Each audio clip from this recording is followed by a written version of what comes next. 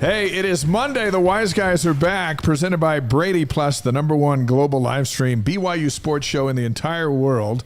And it turns into our popular podcast, which will be out tomorrow. We shout out to everybody on the live stream right out of the gate. Dallas is in, St. George, and we're just getting started. And Dave McCann, Blaine Fowler, we're the Wise Guys. Have you noticed that here we are a couple weeks from the season? We got a billion things to talk about tonight.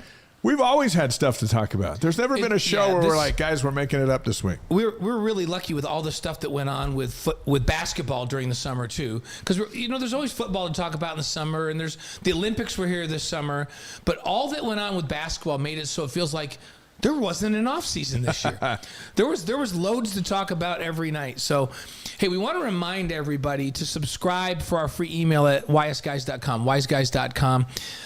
You can watch our past content, including every interview we've ever done over the last 2.5 years. If you'd hit that subscribe button on YouTube channel as well, that's good for us. All of these things are free, right? So if you subscribe, you're going to get the email. It'll give you highlights. It'll give you links to everything that you want to see. Also, let's say we went down to practice next week and decided to do a little live hit from practice or from a scrimmage, it would give you a notification on email that, hey, these guys are going to go live any minute. And so just keep you up to date. It's free. The YouTube subscription is free, and it helps us keep the show rolling. So shout out to Prosser, Washington. Let's see. Tucson's in the house. Hey, Tucson, we got one of your own coming on the show tonight. That's right. We've got an awesome lineup. Let us know where you are taking us in from anywhere in the world, and we'll try to give you a shout out because that's what we like to do. Camp Verde, Arizona pops in just like that. By the way, a lot of the Southwest is getting rained on today, including Utah. Yeah. Hey, be careful out there. So Hank Hartley's in from Prosser. Like, what's Prosser famous for? It's the home of Kellen Moore. Yes, it is. Prosser, Washington is where Kellen Moore's dad was the coach, and Kellen honed his skills there. And then he made the best decision of his entire life, and that wasn't to go to Boise State or to be the coordinator for the Cowboys or now to be the coordinator. Who is he the coordinator for now? He's the head coach, isn't he? No, I think he's the coordinator for the Commander somewhere. Anyhow, he's someplace else. But he didn't get a head coaching job? I thought he was up for one of those. He's always in the top two. Okay. But the best decision in his life was that he married a BYU student. Yeah, changed his Julie life. Wilson. Changed his life. And that changed his life. And so he's got, believe it or not, he's got some pretty strong ties to BYU. Our word to you, we're going to get him on the show next summer. Yeah. You know what? I have Kellen's number. We can get him. Now that the NFL's on, it's going to have to be the off-season. During the season. So, yeah, I'll just tell him, Andy Reid came on, and Kellen will say, oh, yeah, okay, I'll come. Hey, Las Vegas. Good to have you with us on the Wise Guys. Loaded show. Let's see. Your old bus driver from junior high. That's right. Hey, Lee. Good to have you on the Wise Guys. That's pretty awesome. I'd like to think that we were the quiet ones that sat in our seat and just waited for our turn. Was that true? I hope Lee remembers it as that. Lee? I don't think we were trouble. If you want to tell us whether Dave was a courteous and kind young man and respectful, or if he was bad. Let's just stop it right there. Let's not give him any other options. Let's just go with those options. Last week, we're trying to break through. Last week, we were on 5 continents in the chat. So let's see if we can do. Wait a minute.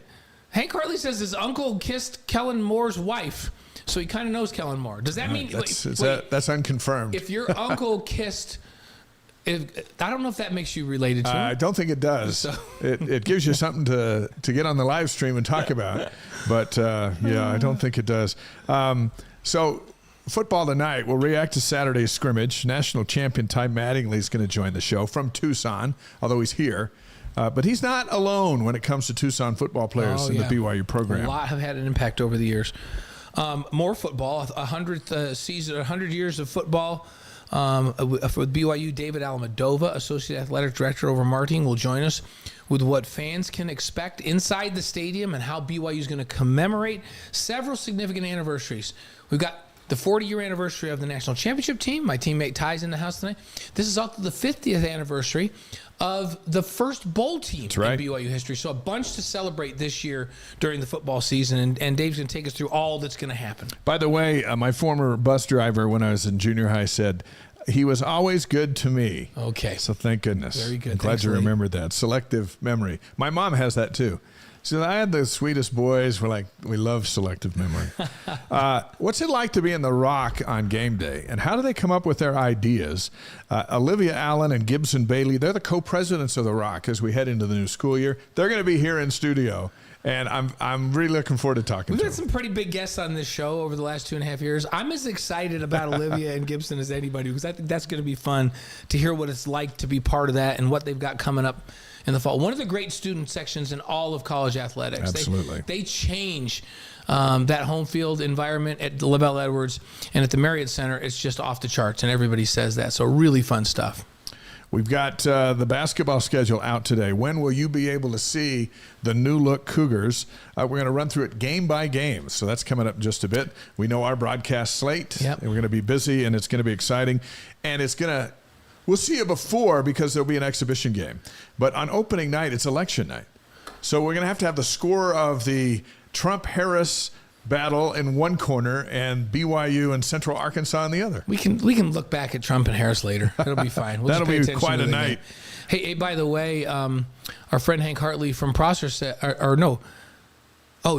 said that no, it's Kevin Porter that's saying this. Just to verify, you guys will be on in January live, right? Because I'm headed to the Middle East for 3 weeks, and that'll add another continent. We'll be here for you.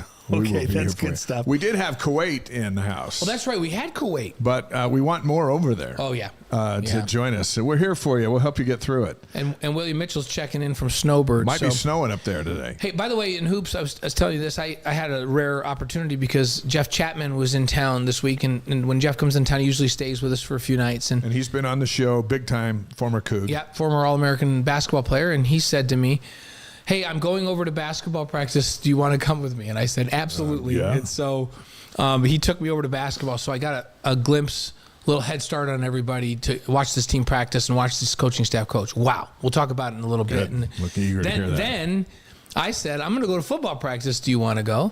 And he goes, absolutely. And then Ty was over at practice that night as well. And so we did a doubleheader that day. It's pretty fun. Awesome. That's a great day. Wise Guys thrilled to have Brady Plus as our title sponsor. Brady Plus provides cleaning, food service, and packaging equipment, dispensers, and service and repairs with over 150 distribution facilities across the country and over 6,000 employees. With nearly 1 million impressions a month, Wise Guys is growing, and Brady Plus is helping us do it.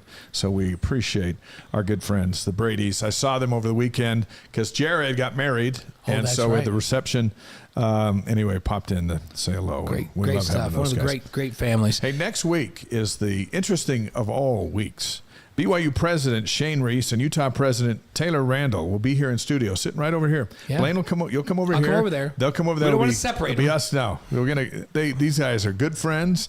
BYU Utah preparing to reunite in the same conference for the first time in over 12 years. We're going to talk sports. Also, though, the wide range of collaborations going on between BYU and Utah. That's Wise Guys next week.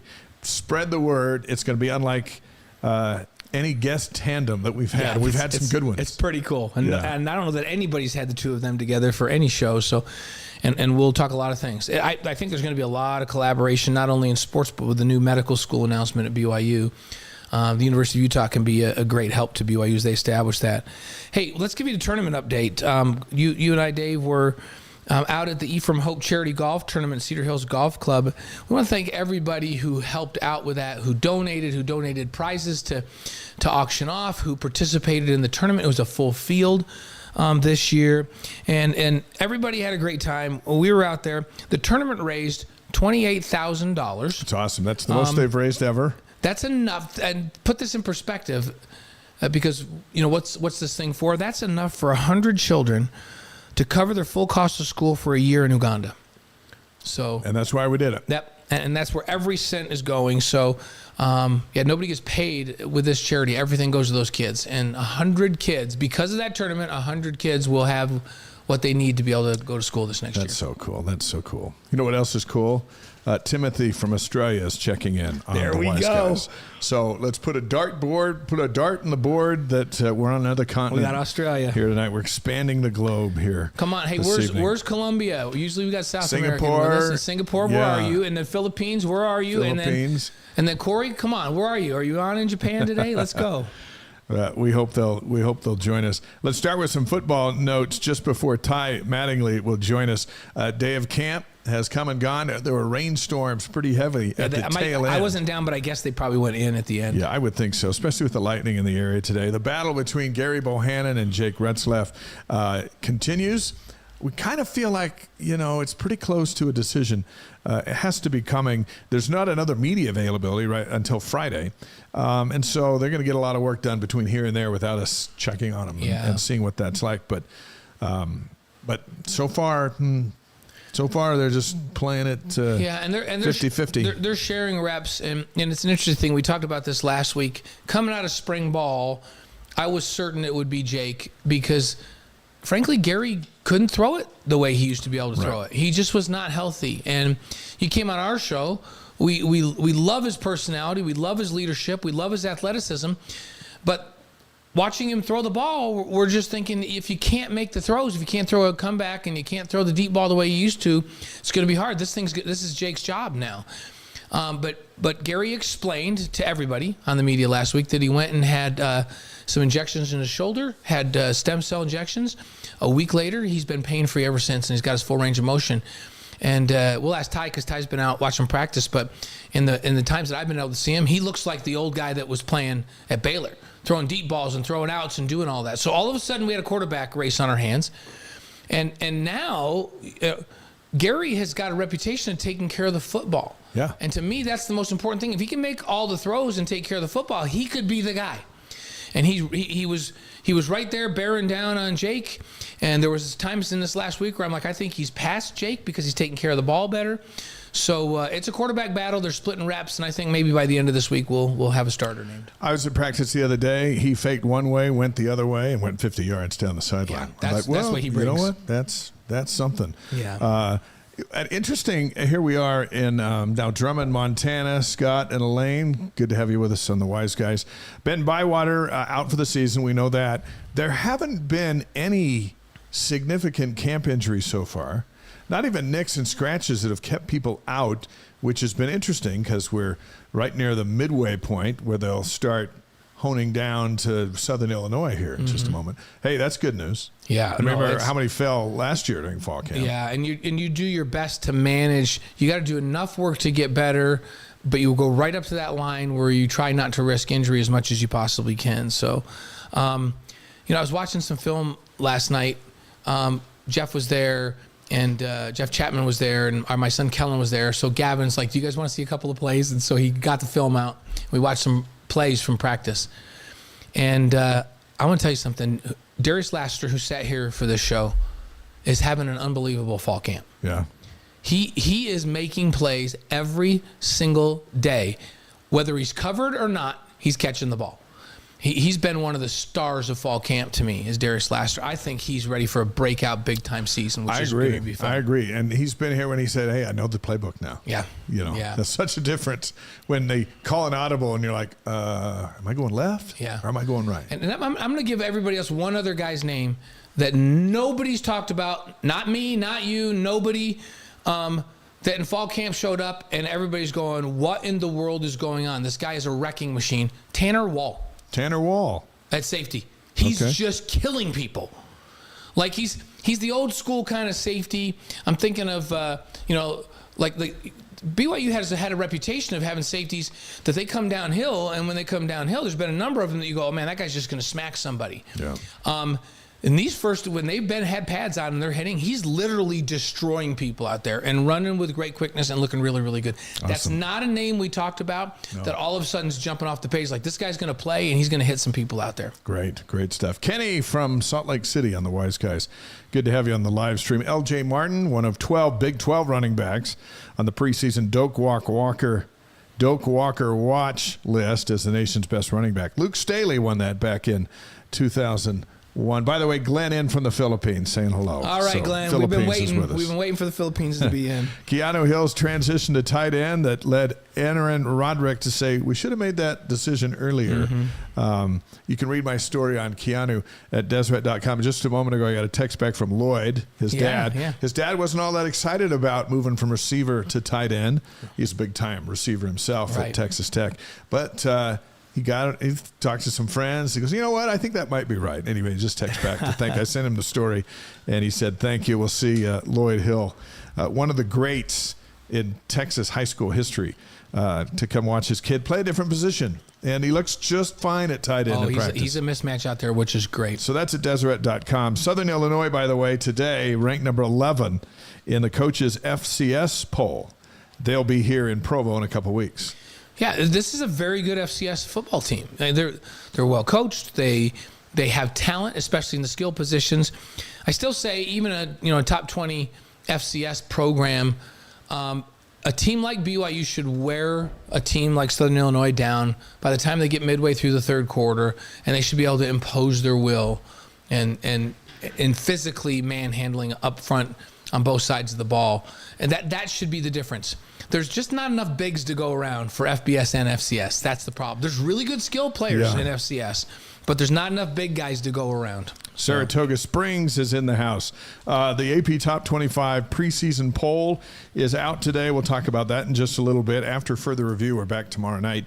Some details on that straight ahead. There was an interesting poll put out on college rivalries that will be fun to tackle. But let's get right to our first guest tonight, a member of the 1984 National Championship team, played defensive end for Lavelle Edwards, was a teammate of Blaine's, has spent his post-football years as a venture capitalist and plays a lot of golf. Our pleasure to welcome Ty Mattingly to the Wise Guys tonight. Now, we have been working for months to have you on this show, and tonight is here, and you came back from paradise, or at least the beach, to be here with us, so thank you. It's good to have you here. Hey, good to be here. Straight from Laguna Beach, just to hang out with you two. And it was probably terrible down there, right? 79 degrees, no wind. See, that's beautiful. the nice part about Laguna is it's not too hot, right? Oh, it's spectacular. Yeah.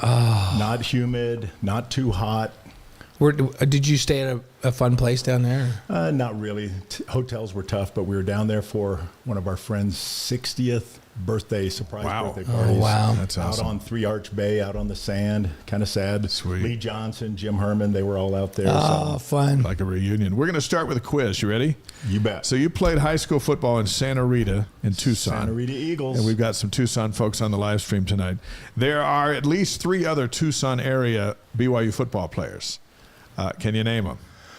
Eric Drage played at Santa Rita High School. Yes, I knew you'd get Eric. Leading all-time receiver. Yeah. I know Eric well. He played not too long after me. That's all I know. How about Matt Bushman out of Sabrino? Oh, yeah, I do know Matt Bushman. Yeah, you know him, but you probably forgot about that one. And this next one, though, it caught me by surprise. Yeah. So Trayson Bourget. Oh, well, yeah. Marana He's High Salt School. Point Catholic. Yeah, no, he was Marana, wasn't he? Was it South Point? His He bio lived in Marana. says Salt Point Catholic. Okay, so he's from Where's that? Marana. It's north of Tucson. It's a small farming school.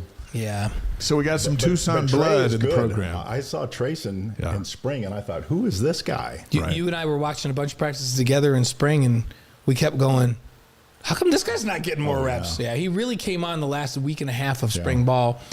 And he's younger, so he's got time. And before it's all said and done, Trayson could be a guy here. Well, his story, he'd be an interesting one to have on here. I mean, how did he start 4 games out at Western Michigan? How did he walk on or come to BYU and get accepted? Yeah. Come as a walk-on and then earn his way up to the 3rd position at the end of spring and then get a scholarship in fall. Keep in mind, and Ty mentions that because if you're walking on at BYU, you have to get into school on your own merits. That is not an easy thing to do. No, not anymore. Yeah. Yeah. So it's a very difficult thing. So he gets in on his own, and he had a tremendous spring. Let's stick with the Arizona theme for a minute. Now, the Arizona schools are back in the conference. Yeah. So what does that mean? BYU's going to host Arizona this year. They're going to play down at Arizona State. How big of a deal is it for the vast number of church members in Tucson and the Phoenix areas to have a BYU now regularly returning? Oh, it's going to be so big. When you look at the University of Arizona as a kid growing up, when the Cougars came in there and played in the basketball playoffs, I mean, we just packed the stadium. It was magic to go in there and see all these guys out there playing, all these white guys wearing BYU shirts out there playing basketball against the University of Arizona. It was crazy. But you get them coming into the stadium for football. Yeah. I mean, it's probably, 60,000 people? Yeah. It's going to be magic. We used to have a lot of fun at those games. And Dave and I have been talking as we've been leading up to the season. The fact that BYU plays at ASU this year down in Tempe, it's a big stadium. They don't sell it out. Yeah, they will for that game. Well, that's what we were saying. What percentage of that stadium do you think will be BYU fans at that game? Oh, I'll bet 40%. That's Don't you awesome. think? Yeah, I think you're right. Max was thinking if they're not figure out the magic of BYU, they say, oh, they travel so well. They don't realize we got 17 million people around the world that just come out of the woodwork. Right, and flock wherever into the you stadium. are. and a ton of them in Arizona. Yeah. Max Hall was on with us a couple weeks ago, and if Arizona State's not having a good year, and they haven't had one for a while, that it could be a hostile takeover. Yeah, it will be by that time of the year. Well, we've got all those Cougs down there coaching, so I think we'll have a good showing. It'll be awesome. Love Max Hall. And he's doing great down there. They got a showdown, him against Ty, coming up in a few weeks. Yeah, the two ALAs meet. Yep. So, hey, former BYU defensive end Ty Mattingly on the Wise Guys with us tonight, presented by Brady Plus, who is, you know what? We love Brady Plus because they're the ones that really help launch us to the next level. Right. And you know Travis. Yeah, you know Travis from down in Vegas. Yep. He's a member over at the club. He had the division. He had the vision for what this could be, what this show could be, and he helped us out and kind of came in as our first big title sponsor, and it really took the trajectory of the show and really helped us. So we owe a lot to Travis and Brady Plus. They're amazing. I love Brady, and quite honestly, Brady, I think of you a couple times a day, and you know why. Yeah, exactly. They provide a lot of products. Me more than twice a day, that's for sure. 40th anniversary of the '84 championship team. A championship, something nobody can take away from your guys. But it seems like as we visited, I've known Blaine forever, but as we visited with members of that team, the relationships seem to trump the trophy immediately when you start talking about, hey, what'd that year mean to you guys? Yeah, I mean, for sure. It's interesting. So there's a special feeling amongst that group of guys. When you look at, sorry, Blaine, but the class of 80, when I came in with 20 guys that were on scholarship, this is fascinating. 3 of those 20 were first-round NFL draft picks. Steve Young, Todd Shell, and Gordon Hudson. Right. That's like better than Alabama kind of ratios, right? Right. Yeah. And that was the backbone for the 84 team. But those were really good guys. I think some of the guys before that, and I love those previous teammates, they include guys like Kyle Whittingham, but they were a little tougher guys and weren't as loving and embracing. That crew came in there and was the backbone for that 84 team. They set the tone. And they set a tone where we were very accepting. We treated the freshmen just like one of us. And that was the backbone for it. And so great relationships. I've played golf with a bunch of guys from the U. And some of them have said, and some of them, their quarterbacks have said, there's something special when I meet BYU guys. You have this fraternity type of an organization with your teammates that I don't feel with my Utah brethren. Yeah. And it's interesting that that's the case. Yeah, the 80 class, crazy talented class too. The 81 class, crazy talented class. Absolutely. With Leon Those White and Kurt right Govea and Kyle Morrell and Robbie Bosco and Lewis Wong. Yeah, Lewis Wong. Like on and on and on. It was just an unbelievable, and they had kind of back-to-back great recruiting classes. But BYU also did a phenomenal job of getting high character talented players in, and that was the formula for a run that's just unprecedented and anywhere really. Yeah. So when people ask you, and we're going to ask you right now, what was your favorite moment from '84? When the last seconds ticked off of the last game, or the first game where the Pitt game was so valuable, or anything in between? What was it?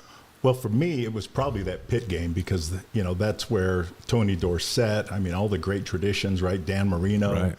And they were at the high back at those days. They were 2 and 3 in the nation when we were going in to play them. And so if we beat those guys, who knows where the season could go.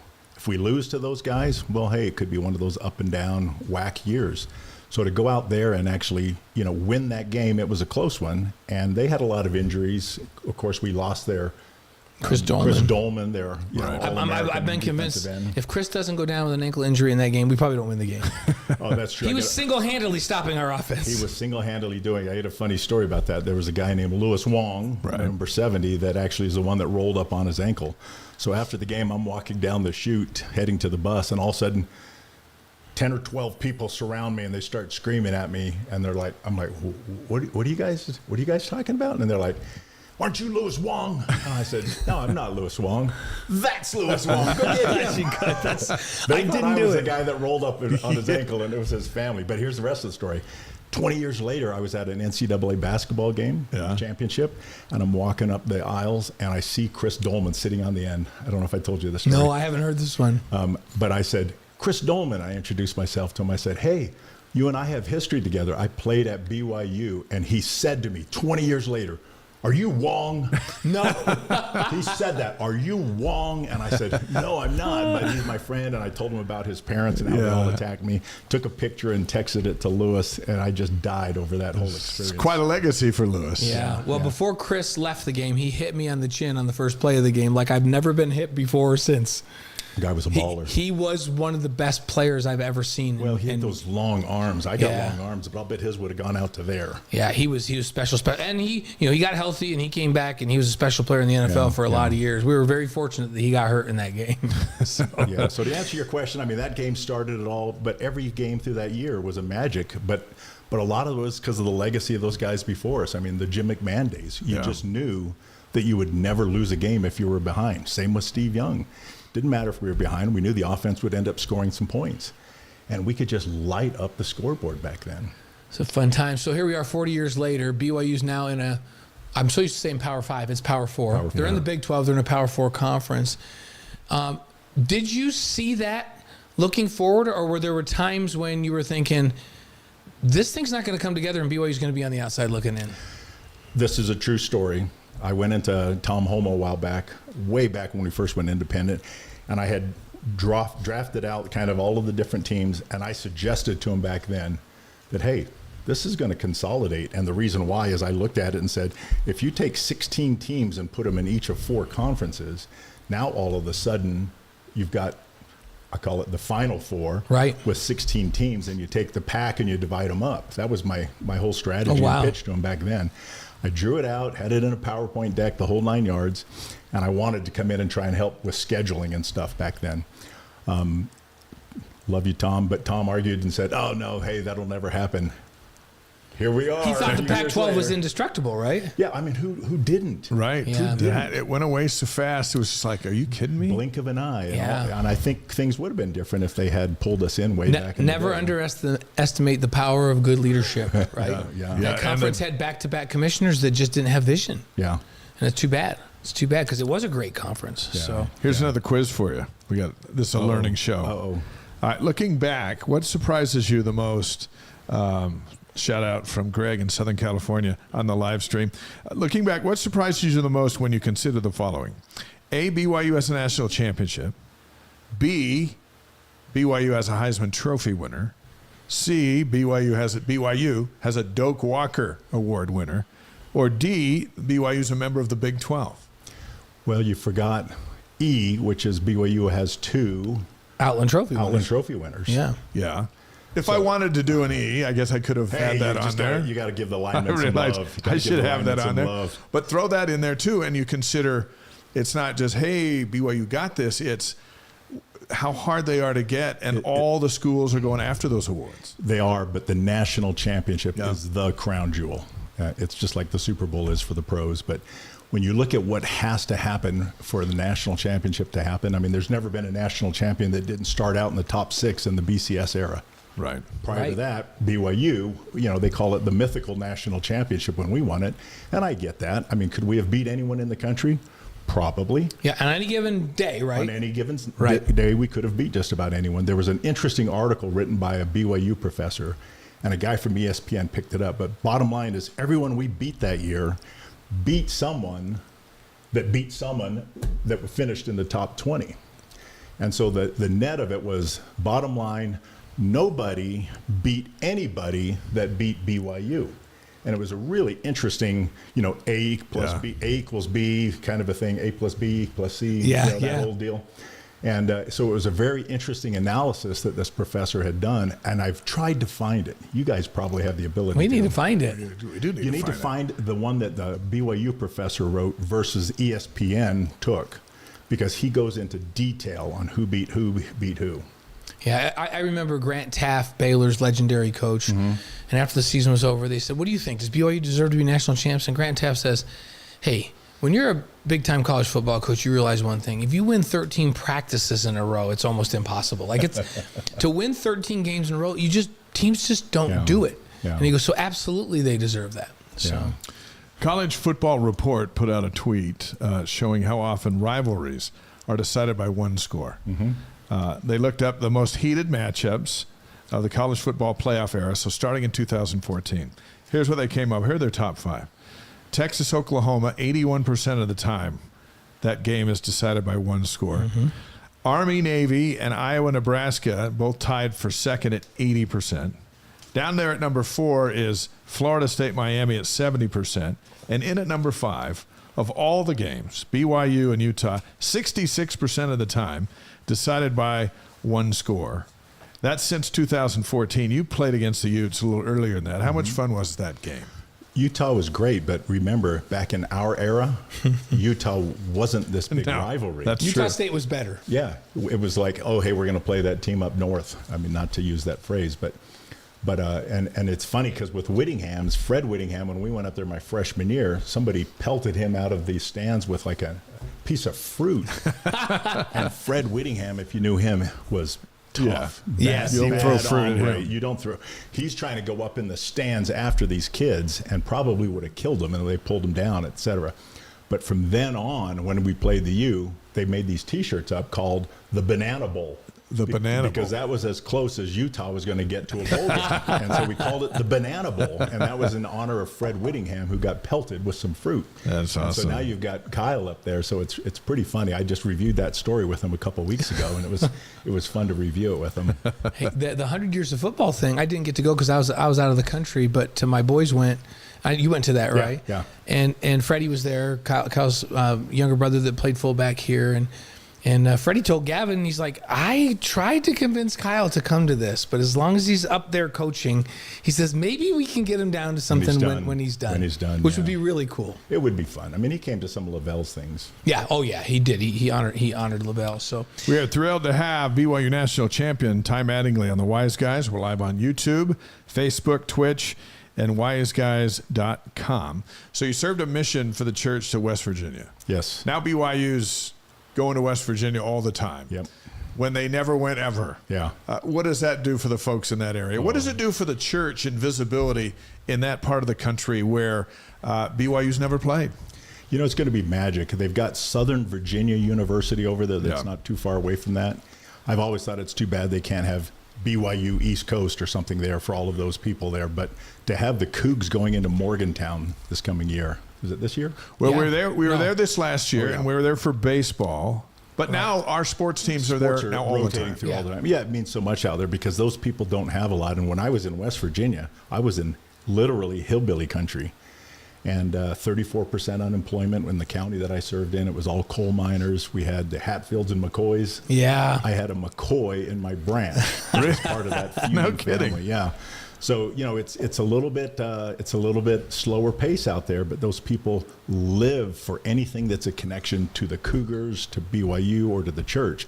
And so to have them coming in and playing the Mountaineers, it's going to be pretty big for them. Now, you were a big guy, so when you would tell folks in that area that you played college football at BYU, did they know where BYU was? Had McMahon done enough and Wilson and Nielsen for the football fan to go, oh, you play for them? Yes, because of that Miracle Bowl year, that actually started a lot of it. Mm-hmm.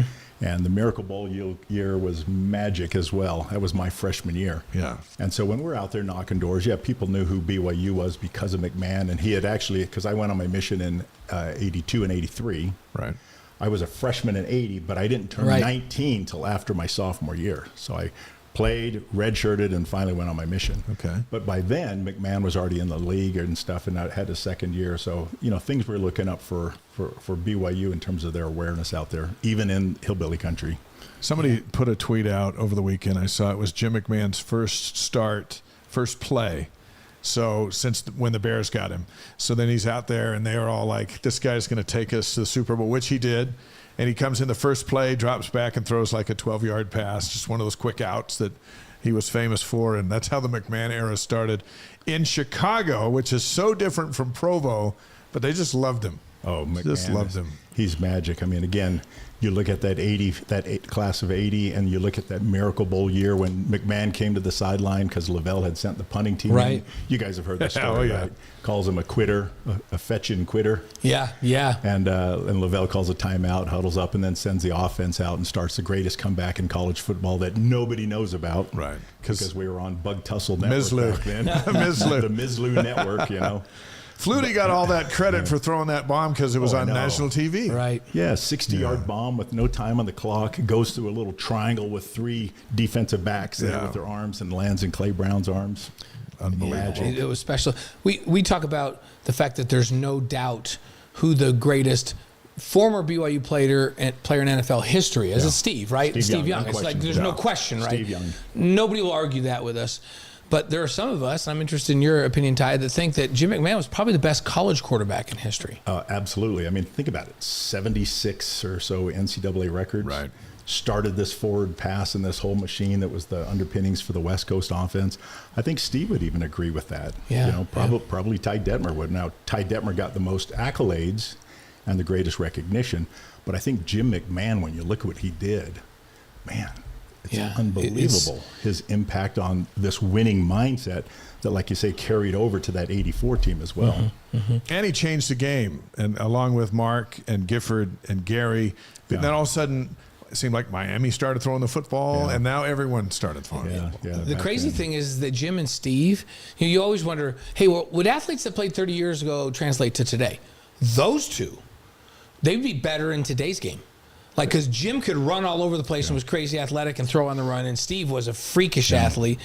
In today's offenses where they move the quarterbacks around, those guys would be even better than they were. And we're talking about a Hall of Famer and a Super Bowl champion, and they would be better now than they were then. That's how far ahead of their time they were. So pretty cool. Do you know what's interesting is, you know who else would have been a lot better in today's world than back then?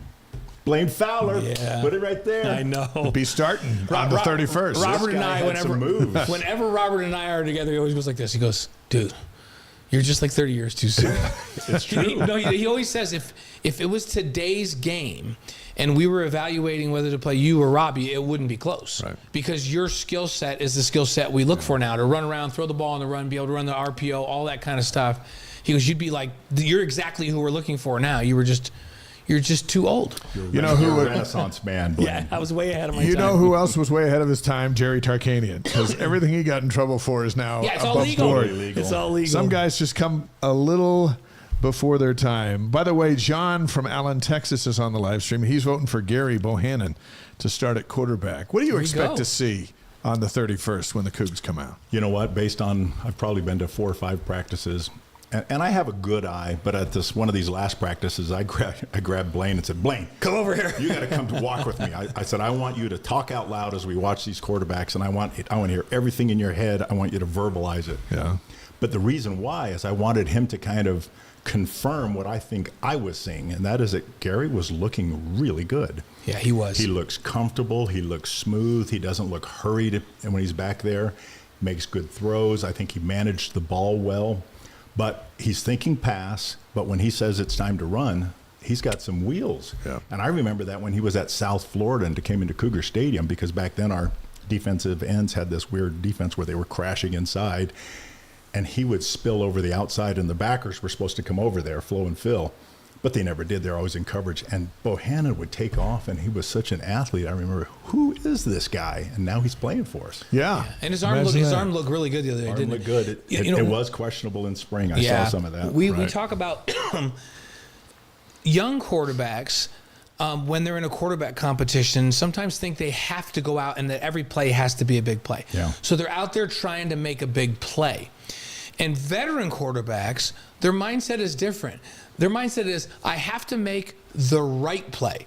Not a big play. I need to make the right play. Sometimes the right play is to run out of bounds for a 2-yard loss and come back on 3rd down and play. Yeah. Sometimes the right play is to throw the ball over a receiver's head into the front row and come back and play on 3rd down. Yeah. And so the quarterback, a veteran quarterback, thinks very differently than a young quarterback. A young quarterback's always thinking they have to make a play now, and you've got to break them of that habit. And that's one of the differences I'm noticing is Gary seems to be making the right play more often than the younger quarterbacks. Yeah.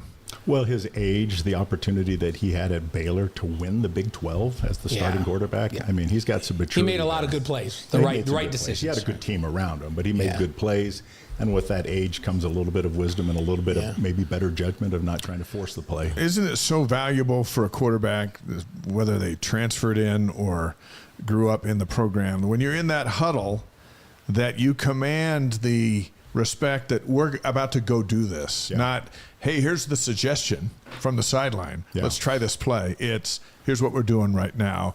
And Hinkley Rapati, I thought, was waxed eloquently on that, on the impact of a kid that's won the Big 12 and the Sugar Bowl, and just what's in his voice in leading the commands. Yeah, well, he's like the E.F. Hutton of the BYU offense right now, right? When he speaks, people listen. They know he's been there, know he's done that. Because they want to get there. Well, and he does have a command of the language. His presence is really good. His ability to actually lead the team and fake it till you make it. Right. I think he's got everybody believing in him. And that now all he has to do is go out and in games and play. Either of these guys. And Just you're going to need both of them, so it's good that Jake's playing well, too, because you have to have both of them. But, you know, how many times, Ty, where we were on the sideline and we're in a game, especially when Jim was playing, or even Steve when he was a senior, and a team would score to go ahead, and we'd look up at the scoreboard and go, what are these people, idiots? Yeah. Like, they just scored with 2:30 left. Like, there's 100% chance we're going to win now. Like, you can't give Steve Young or Jim McMahon the ball back with 2:30 because they will score. Yeah, that's right. Even in the Robbie Bosco era and the Ty Detmer era. So. Give us the ball back with more than 2 minutes on the clock. It will happen. Yeah. We'll win the game. I do have to say I love Jake Retzlaff as a person as well. Yeah. And I think I've seen some improvements, and he's actually made a commitment that he's going to try and be more disciplined and game manage a lot better than what he did last year as well. So either way, one of those two guys is going to have to step up, because in today's modern offense, collegiate offense, you got to have that guy that can run and pass. More so than ever, and it comes down to that quarterback. I mean, when I used to go to practice and I'd go watch the D lineman because that's what I played. Right. That's all I cared about. In the past 6 practices I've gone to, all I've watched is the quarterbacks because there's one key to success this year. Yeah. How are those quarterbacks? I go watch the DBs sometimes too, though. Yeah. It's the same thing in the NFL. It's a quarterback-driven game. Yeah, our quarterbacks look pretty good this weekend. The other thing that you learn is that in the college game these days, if you don't have a good backup, you're going to have problems. Yeah, because you're not going to make it. No, because even if it's just for a half a game or for a game or two, your backup's going to have to go win a game for you. Yeah. And so they need to have both of those guys ready to go, and they need to bring the young guys along because you just have to. I mean, Utah learned that lesson without Cam Rising. They were not good. Different team. Yeah. They were not good. With him, they're back-to-back Pac-12 champs. Without him, they're a very average football team. Yeah. Doug from Chandler. Go ahead. Oh, go ahead. I would say Doug from Chandler, Arizona is on the live stream. A couple more questions with Ty Mattingly. David Almodova is on deck on our Big Wise Guys show. Hey. What were you about to say? Because I got a question for you. Our guys did really well this weekend. I don't know if you saw in the pros. Pro guys. Yeah. Zach Wilson and Zach Keaton played Slovis, well. when those two guys faced off, I thought they were both close to 100%. I wish Keaton could have hit that touchdown pass. He just got a little excited and floated it a little bit high. But other than that, I thought he was about 100%.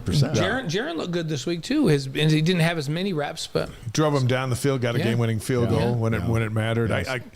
I get the feeling his time in Minnesota is short. It feels like it. Yeah, it just got that feel.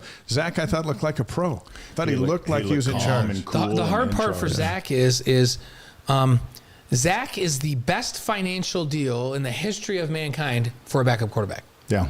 Because the Broncos only have to pay $1 million for him. Yeah. I know that sounds like a lot of money, but in today's quarterback game, the Jets are still picking it up, The right? Jets are picking up all of his salary. So they basically have a free guy. Yeah. Now they got a first-round draft pick in Bo Nix and they've got all of this money invested in him.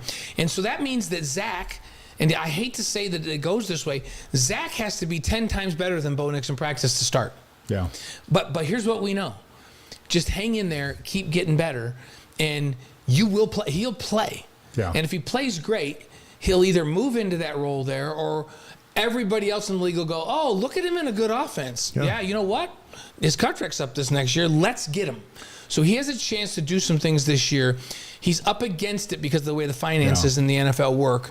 because he's basically a free dude just to play back. He's the least expensive backup quarterback, veteran backup quarterback in the league. Just look good. But most importantly, my wife Julie would say that next to Jimmy Garoppolo, Zach Wilson and Keaton Slovis were the second and third most handsome guys in the NFL. Is that right? So, that's for our women and the So audience. Garoppolo, she likes him the best. Oh yeah, all of my daughters they think Jimmy G is the man. He's the man. Brenda's like she liked Tom Brady. Well, Tom's out of the league now. That's true. So I'll have to ask her if Garoppolo's now in second. Yeah.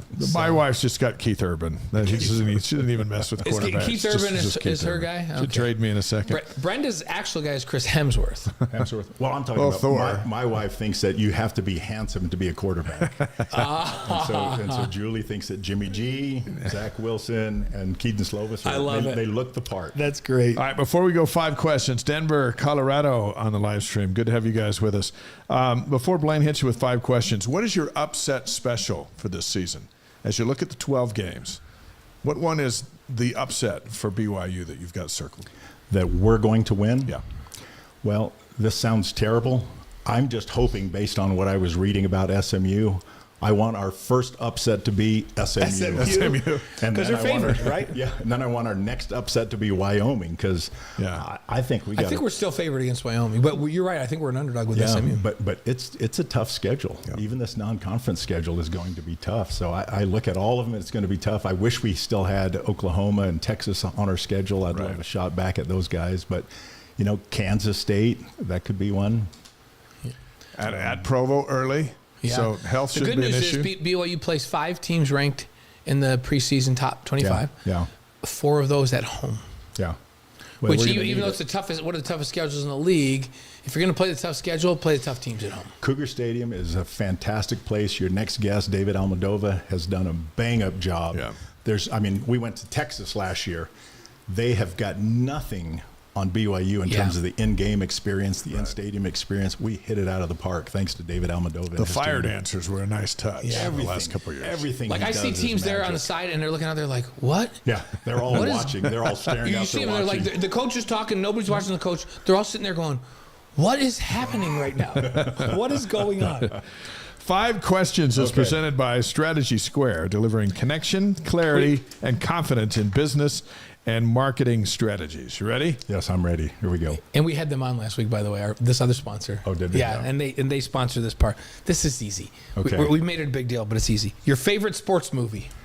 Well, how do you not love Remember the Titans? Look what I already wrote down for you. What? Remember the Titans? Remember the Titans. That's a popular one. I knew that was Ty's. It's that, and then the other one was a surprise. The Sandlot. Sandlot's classic. You know what? A couple of people have said the Sandlot. I'm surprised that more don't say the Sandlot. Yeah. Filmed here in Utah, right? Yeah.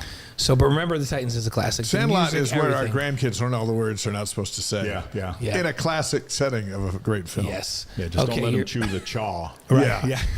That's never going to end pretty. Yeah. I have a story just like that was for real at the Chemung County Fair where guys threw up all over us. Okay. So, favorite singer or band? Favorite singer or band? Well, I'm a little bit country these days. Oh. So I would probably have to say, this sounds crazy, Josh Turner. Josh Turner. Josh Turner. That's okay. Nothing crazy about that. He's an AC/DC guy, but I think Diane's is now Keith Urban. Oh, is that right? Well, I tried to get some Josh Turner tickets because they're coming up to Deer Valley, but all they have left is the ones way up on the ski lift. We were at a funeral Saturday and driving home. We were listening to Tim McGraw. Yeah, well, I love. There's Tim. some great ones. So. I think Keith Urban's one of the most talented guys. He's a phenomenal guitarist too. But see, my wife has a necklace that says TM, which I thought was Ty Mattingly, but she informed me it's Tim McGraw. Good luck with that one. It's okay. Favorite breakfast cereal? How do you beat Captain Crunch with Crunch Berries? All right. See, he's a plain Captain Crunch guy. I'm like, no, I don't need the sideshow, but I'll get nothing but the berries. It's so good. Do you eat the crunchy parts first and leave the berries for like 3 or 4 awesome bites at the end? If it's mixed, I do. Yeah, see, that's what I'm talking about right there. That's an excellent choice right there. It kind of cleans your teeth at the same time. Yeah. You want to... Here's you the thing about Captain Crunch. After Captain Crunch with Crunch you don't want to berries. rush through Captain Crunch. No. You got to take it nice and slow. Oh yeah, you could cut yourself badly. You could be at the emergency room, but it's worth the risk. Yeah, it's a good pain. It's a good one. It's a good one. we were at the store and grandkids were coming, and they only had plain Captain Crunch, and then they had one that was all berries. Yeah. So I went and I got a big, huge bowl, and I put them all in, and I mixed them up with spoons, and then I put them back in both boxes, so we had Captain Crunch with Crunch Berries. Nice. Do they like it? It's a home. They loved it. That's a family blend. Yeah, they loved it. Right there. The kids lately have been mixing together Cinnamon Life and Fruity Pebbles in one bowl, and then eating it. I mix a lot of stuff. I throw a lot in there just to try and make it healthy. I throw some pecans in there, some raw oats. It's hard to make Captain Crunch with And Crunch then Berries You healthier. lost me at pecans. Yeah. So- Oh, I love it. Hey, you know what we could do? Let's make this a healthy breakfast. Captain Crunch with Crunch Berries with pecans. Oh, yeah, I no, don't it do doesn't. that. I That don't do cannot that. cancel it out. That's more I've when never even I do heard that. life. Oh, or when you do something. life. Okay. Okay, that All makes sense. So, all right, your favorite BYU moment. Favorite BYU moment? And it doesn't have to be on the football field. Well, I would probably have to say favorite BYU moment. I can remember seeing my wife walk down the sidewalk behind the Wilkinson Center and staring at her, sat on a garbage can and just watched her walk down there. And I thought, wow, what a beautiful girl. She's obviously a freshman. And then I thought, okay, she's out of my sight and never see her again. And I saw her the next day. So I ran up and met. So and the greatest introduced moment was myself. that you saw her the next day. Yeah. How does that happen? There was another girl, when I got home from my mission, I was staring over her shoulder when we were registering, and I wrote her name down on a piece of graph paper. I didn't see her for 3 years on campus. I mean, that's how big the campus is. Right. Yeah. But here with Julie, I saw her the next day, ran up and introduced myself. And did you start dating right then? No, I had to slide in there, I had to sit there and You act like, you had to hey, work you it for a need while. to, first thing I did was help her put her license plate on her car. Service. acts of You wonder with service. service. I had to That's a slide good in the ser- back door. I wasn't a quarterback with yeah. the handsome looks like you. What are. I'm glad hey, you didn't do don't is say, hey, I'd like some Captain Crunch with some pecans in there. There would never be a wouldn't go. second Hey, date. not go. This quarterback thought he had it with the freshman girl, and then Brenda broke up with me. She actually told me to needed my some face, you know what? I need to start dating other people because you're not the type of person that I would ever marry. She said that to me. I can see that. It was devastating. It's like I thought She's pretty direct. You have to be pretty confident to overcome that. Because then I was like, well, now it's really on. Now it's on. So Fortunately, when the others didn't work out, she came right back and said, you know what, I'm going to take another what I look at did this. was, this is diabolical, but I had some really good friends from back home. They're very pretty. We were just really good friends. I asked them if I Act went like to you the like academic me, act coordinator. like you like me, and I went to the academic coordinator. I'm not going to say what his name was. He got me Brenda's schedule up on campus. And I took my friends that were girls, and I would walk by holding hands all of her classes with different girls. In fact, one of them was just a really good friend. And I said, can we stop when she comes out of class and can we kiss right there in the hallway? And they said yes. by hook or crook. Yeah, it was terrible. I love it. Is that diabolical? That's a horrible strategy. good. That's playing to win, man. She got jealous, and then she came back. She came crawling back. It worked. Yeah. It worked. It worked perfectly. If anyone on the live stream would like to confirm the story we just heard, that would be nice. There's a lot of loose facts If you're in one of there. those girls out there that kissed him in front of Brenda, please text I her. would like to I could verify even that. say the name, but I'm not going to because No, it's not don't do fair. it. It's not right. So. Somehow that takes us to our fifth. Yes, and this is a good transition to the Okay. fifth question. The favorite advice you've ever gotten from your wife, Julie? Favorite advice? Boy, I don't know. That's a tough one. She's always educating and teaching me because I sometimes say a little too much. I would probably say the best advice she's given me is you don't have to say everything that you think. That's So pretty good. I think the other way to look at that is shut your mouth sometimes, But sometimes if I think it, I say it, and that sometimes gets me in trouble. It's good to have, if you don't have a filter, it's good to have someone to remind you that you should have one. Yeah. Because you know what? It's never hurt anybody to stop and think before they speak. Isn't that Julie and Brenda and Diane's main job? That right there? It is. Except on this show. But remember, in honor of our boy Danny Plater, did not have that filter. No. And so Blaine and I were always kind of apologizing Yeah. and making up for that. Yeah, Hey, by the that's way, I true. just got a text from Brenda, and she said, parts of that story are true, but not all. What is she talking And believe me, I didn't have to crawl back. All I had to do was smile in his direction. That is from Brenda Fowler. Thank you, Brenda. Touche, man. Brenda. Touche. Glad we were able to clarify Wow. that. I thought She was out doing something tonight. I don't know why she's listening to the show right now. Because she's a loyalist. Well, Brenda's beautiful, so I'm sure she just flashed you that big knows, smile. She knows I had a diabolical plan, and it worked. Ty Mattingly on the Wise Guys, thanks so much. Hey, thank you for here. having me. I enjoyed it. We appreciate how you represent the Y and our friendships, and we look for a lot of fun this fall. We'll see you out on the course this week too. Yeah. Well, we got to get that Utah Open. Are you playing over. the Utah Open? No, I'm going to go play out at. We'll see you playing next the Hobble week. Creek thing? I'm going to play Hobble Creek Wednesday. Yeah, it's too early for me. Yeah. 8 a.m. We'll see you next week. Thanks, guys. Thank you. Thanks, Ty. Ty Mattingly, defensive end, national champion, and longtime supporter of BYU Sports, and a friend of ours, and we've literally talked for a year on, hey, we need to have you on the show. Yes. And tonight we Finally get him here.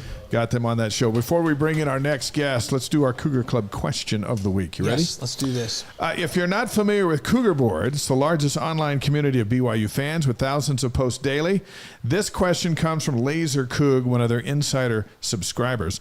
Does the Olympic success of BYU athletes, the distance athletes, have any impact on track and fields and the cross-country program, and track and the cross-country program? A steeplechase medal and 2 top 10 marathon finishes. Also, do you have any insight into the future for these athletes? How much of a connection do they keep with the program? We can tell you this from Ed Eystone, who's been on the show. Once a BYU runner, always a BYU runner, and they've got quite a group that stay, like the football team, they stay in touch with everybody. Yes, they do. All right, Blaine, does the Olympic success of these distance athletes have an impact on the future of the program? Yeah, it absolutely does. It helps with recruiting. It brings visibility to the program. So there's no question. The program's at a very, very high level. It's the men's and women's side of things are both 2 of the elite programs in all of cross country. That's already established, and they're both perennial top 10, top 15 track programs as well. But it's more visibility. It helps them with the recruiting, and the second part of the answer is a rousing yes. These athletes stay close. Not only do they stay close to the program and come back and train here, and will continue to do so even as professionals, but they work with Ed Eystone and Diljit Taylor. You'll notice that Diljit and Ed were at the Olympics coaching these guys. Even though they've graduated, they're still coaching these guys as professionals and helping them. And Ed and Diljit are 2 of they're renowned with their ability to coach these athletes, and so they'll always be affiliated with these great Olympic runners, and these great Olympic runners will always be affiliated with BYU. It's really cool. Let's ask our next guest that question. BYU's Associate Athletic Director, who among many things oversees the fan experience at Lavelle Edwards Stadium, Southfield, the Smithfield House, and the Marriott Center. Our pleasure to welcome David Almodova back to the Wise Guys. And in your marketing influence on BYU, and you've got a big amount of that, when these Olympic athletes are doing what they're doing, does it make your job easy? It makes it exciting, honestly. To watch them compete over the last 2 weeks has been awesome. And not only are they great athletes, but they're just great human beings, representing the Y as it should be. So exciting, so awesome to see them. When you're out there, and when I come to practice, you're out there and you're watching and you're seeing how they're preparing for August 31st. Your group's getting ready for August 31st too. So what's it like getting your side of things prepared? Kalani's practicing every day. They're going through, they're crossing all their T's and dotting all their I's. Are you guys doing the same? 100%. We've been preparing for a while. There's some few new features that'll be in the stadium this year that we're excited to show off and have our fans be a part of that. So, yeah, we're crossing a lot of T's and dotting a lot of I's. How many people does it take to pull off game day at Lavelle Edwards Stadium? As a whole? For your group, yeah. For our group. So for our external team, an exact number, there's a lot. There's a lot of people on the marketing fan experience side. So the marketing side is led by Anna Metcalf, and she does an amazing job. We've got Tyson Hutchins and Stu Call that oversee our creative content team. Brett Pine, Duff Tittle, Kenny Cox oversees our comms team. And then Dave Broberg in our design area. We've got a video team that's led by Preston Crawley. And now we're up near 100, right? So, yeah, there's a lot of people involved. There's a lot of conversations that are happening tonight, tomorrow, the past 2 months. There's a lot that goes into it.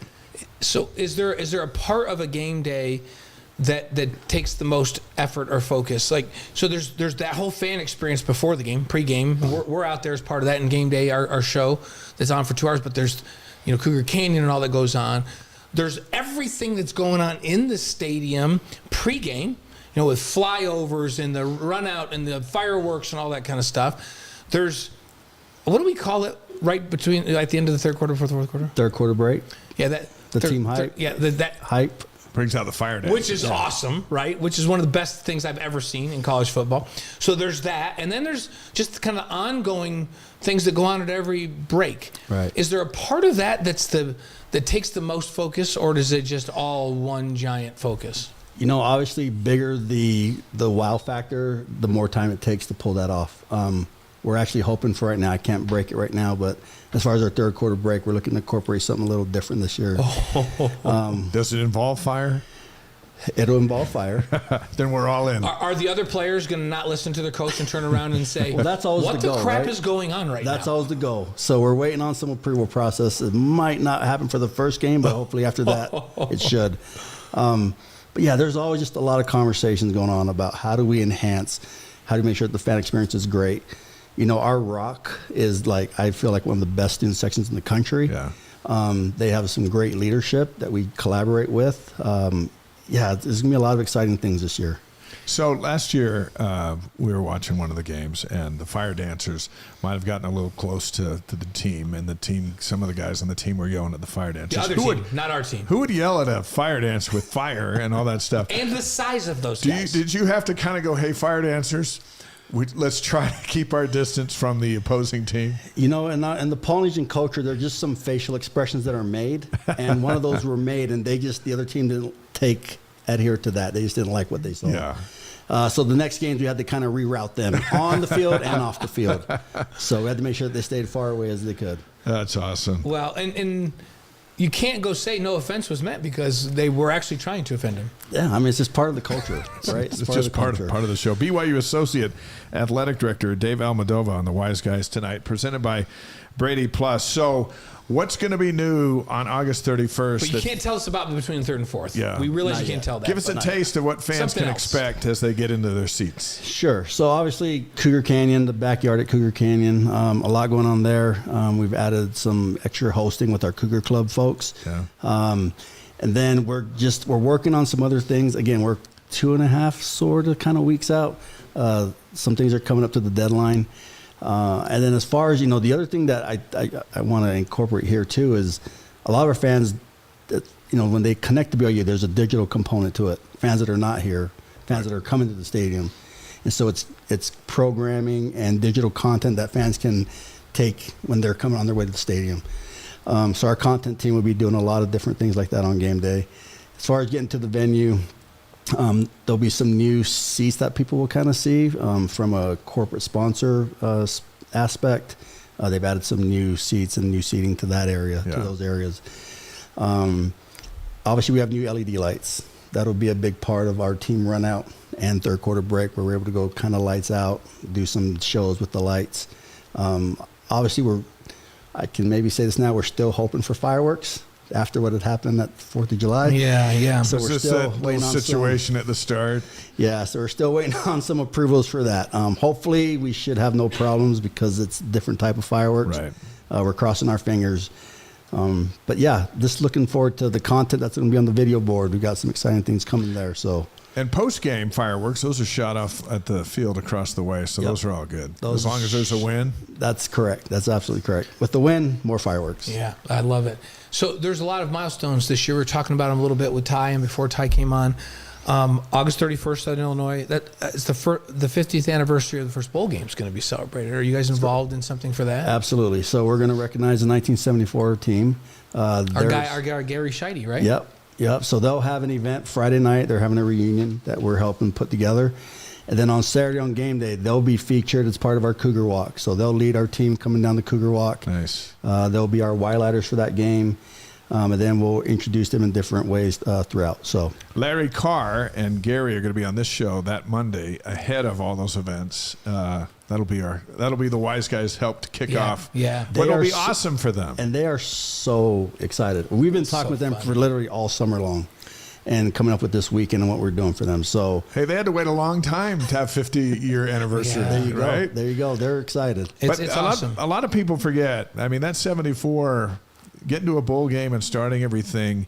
A lot of times we pick up in Mark Wilson, Jim McMahon, and that era, but you go back a few more years, and those were the builders right there. Absolutely. Yeah, we stood Absolutely. on their shoulders to get to where we got when I was playing. It's like that they set the foundation and the expectation for what great was. 100%. And they totally feel that way as Yeah. we've been meeting with some of their players. So. That's awesome. So then October 12th, Arizona comes in for homecoming. Also, BYU National Award recipients will be there at that one. What involvement do you have with that? So same thing. What we're doing is, as we're celebrating our 100 seasons, we want them to be part of the pregame as well. So Cougar walks, Y-lighters, autograph signing, fan photos. So that's what they'll be taking part in. So national award winners, we're talking Heisman Trophy winner. That's a tough one because he's a head coach down Yeah, in that's Arizona. true. That's so, tough. Yeah. But the Hall of Famers, Gifford Nielsen, Yep. Steve Young, Jim McMahon. Is Jim McMahon going to stroll down? We're hoping. Let's Yeah, hope that's we're working the case. on it. Who We're else? working on it. Who else is in that group? So you got that's Mo behind? Elwanibi. Right. You got Luke Staley. Jason Buck coming Jason in. Buck. So and Buck's back now. So he That's awesome. moved back here from Chicago. So Good. we're trying to make sure that their schedules work with what we're trying to do, and hope they can be there. Isn't it amazing that Utah doesn't have any of those things? Like, nothing we've talked about so far, do they have any of that? And especially not the next thing we're going to talk about. Okay. So October 18th, the Oklahoma State game, Friday night, you're going to honor the 40th anniversary of the national championship team. What are you going to do? Same thing. We'll have them coming down. Have them coming down and be a part of all of our pregame festivities. You know, we just had a 100-year gala celebration Right. where we invited some of our former players back. And it was so good to see Kurt Govea there. And Kurt's coming back for this, I think. We'll see. He's coaching as well, so I know. that's tough. Yeah. That's tough. But he hadn't been back here since they won their first Super Bowl with the Redskins. Yeah. So attending the event Friday night with all the alums, and then come back to the gala, it was really cool to connect with Kurt, and he was just amazed at the area, the facilities, everything. So, but yeah, they'll be a part of all of our pregame festivities as well. And nothing at halftime or anything, huh? Dang it. Yeah. Do you know Blaine will everything? be busy. Everything we've done to celebrate that team, I've never got to do anything because I'm always on the air when we're doing it. No, you're busy. Where's the violins? So, Miranda, There's do we no have one any that can come violins? take your place for Libby, just can you like play the 5 minutes. violins over there? Blaine will be able to talk while we show all the guys on the Cougar That's Walk. true. go. There you And go. yes, So you'll be Dave, very much you know what? involved. I'm sure Dave will recognize me. Yeah. I'll say something nice. So he'll say something nice. He usually does. And then the 100th anniversary season, November 16th with Kansas, and you've got the College Football Hall of Famers being honored. We do. We just got to make sure they get here. So, but yeah, that's our plan.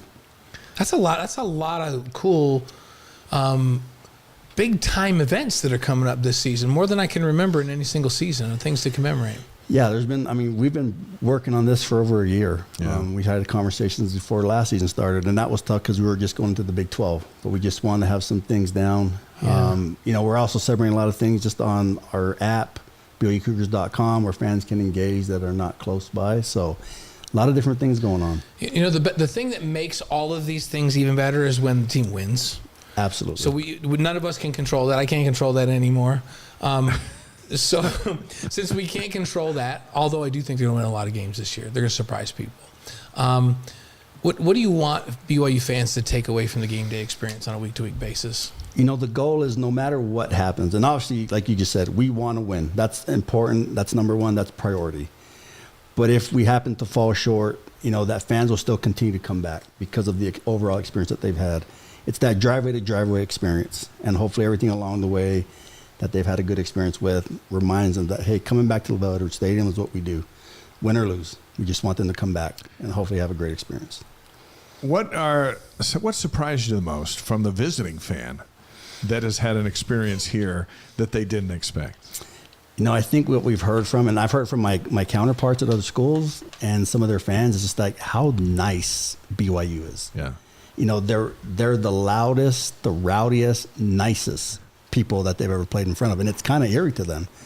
And I think that's a tribute to Cougar Nation and how respectful they are.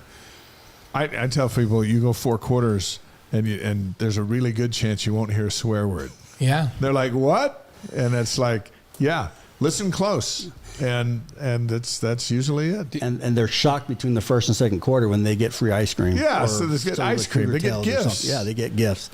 And so that's what we've heard is just how nice and respectful our fans are. And this is a loud stadium. It's interesting. The coaching staff was having a conversation, and you got to remember, we've had this coaching staff now. They've coached, a lot of them coached at Utah. They've coached at places where they played in some pretty incredible places. And to a coach, they're all going, you know what? BYU might be the loudest place I've ever played, especially on a night game. And that's a fun thing to have as a home field advantage. And the ROC is a big part of that. What does the ROC add to this game day experience? And you've gone around seeing what other people are doing at other stadiums. What differentiates the ROC and that experience from anybody else's? One thing we love about it, that they show up early. So they're in our venue early. A lot of them are in there for the Cougar walk when the team's walking across that south end zone. A lot of places, they can't get their students to get in there. They hope to get them in there before kickoff. And ours are coming before before game, before kickoff. So I think that's one. They're ready to roll. They're engaged. They create an unbelievable environment for our players to compete in. And that's, it's a tradition now that's been going 9-10 years now, give or take. So I think having them together in the stadium, before they were kind of spread out. Yeah. And having them together just creates that unbelievable environment for them. Tyler Algier made one of the greatest plays I've ever seen, but the ROC had as much impact on that game against Arizona State as any fan base I have ever seen have an impact on a game in any sport. Was it 4 or 5 false starts that they had? On one drive, they had 4. They couldn't operate on that end of the field. Yeah. They had that team so jumping, they couldn't operate down there. They were in their heads. It's like, we're not going to let them get in our heads. Sorry, they're already in your heads. It was incredible. Yeah, and those are the experiences that we talk about, right? When you're in that venue, in that moment, and you hear that and you feel that and you see that, you want to come back. You want to recreate those moments over and over again. We're going to talk with the co-presidents of the ROC here in just a little bit and see what they've got planned coming up. One thing I've noticed is the energy that the ROC creates makes its way around the stadium. Absolutely. And now you got people on their are standing up shouting that wouldn't ordinarily do that, but they want to have as much fun as those guys are having. Absolutely. I agree 100%. I'm on the sideline and I got to be professional, but yeah, there's moments where it's hard because they're inspiring me to want to be loud. On the stream, Henderson, Nevada, Modesto, California, all the way up to Orem, Utah. It's good to have Kenny all of you Twitchell guys wants to know when us. Captain Crunch will be a sponsor of the show. That's a great question. We've given Captain Crunch enough pub over the years that they ought to be a full-time sponsor. They really should. There's a couple of questions on here about flyovers. And why are people saying they believe Brenda and not me? Like, people are in this chat saying they believe Brenda. I've known you for a long, long time. And you believe Brenda. Yeah, I believe Brenda. I believe Brenda too. Just FYI. What is going on here? It's just is what it is. I'm telling you, she crawled back to me. Let's talk about flyovers, because flyovers are awesome, but they're tedious. And I wrote a story a couple of years ago about the months-long process that you go through just to the chance to have one, and then the kickoff time has to be just right, and the weather has to be good, and all that stuff. But when they fly over, they change us. And I know you would love to have one at every single game. And so a couple of questions on there about flyovers for the season. What's your plan? We're hoping to secure some. We're still working on it. We work with a few different outlets that help put flyers together. Right now, we're just in the waiting process. So they're approved. Now we're just waiting for pilots.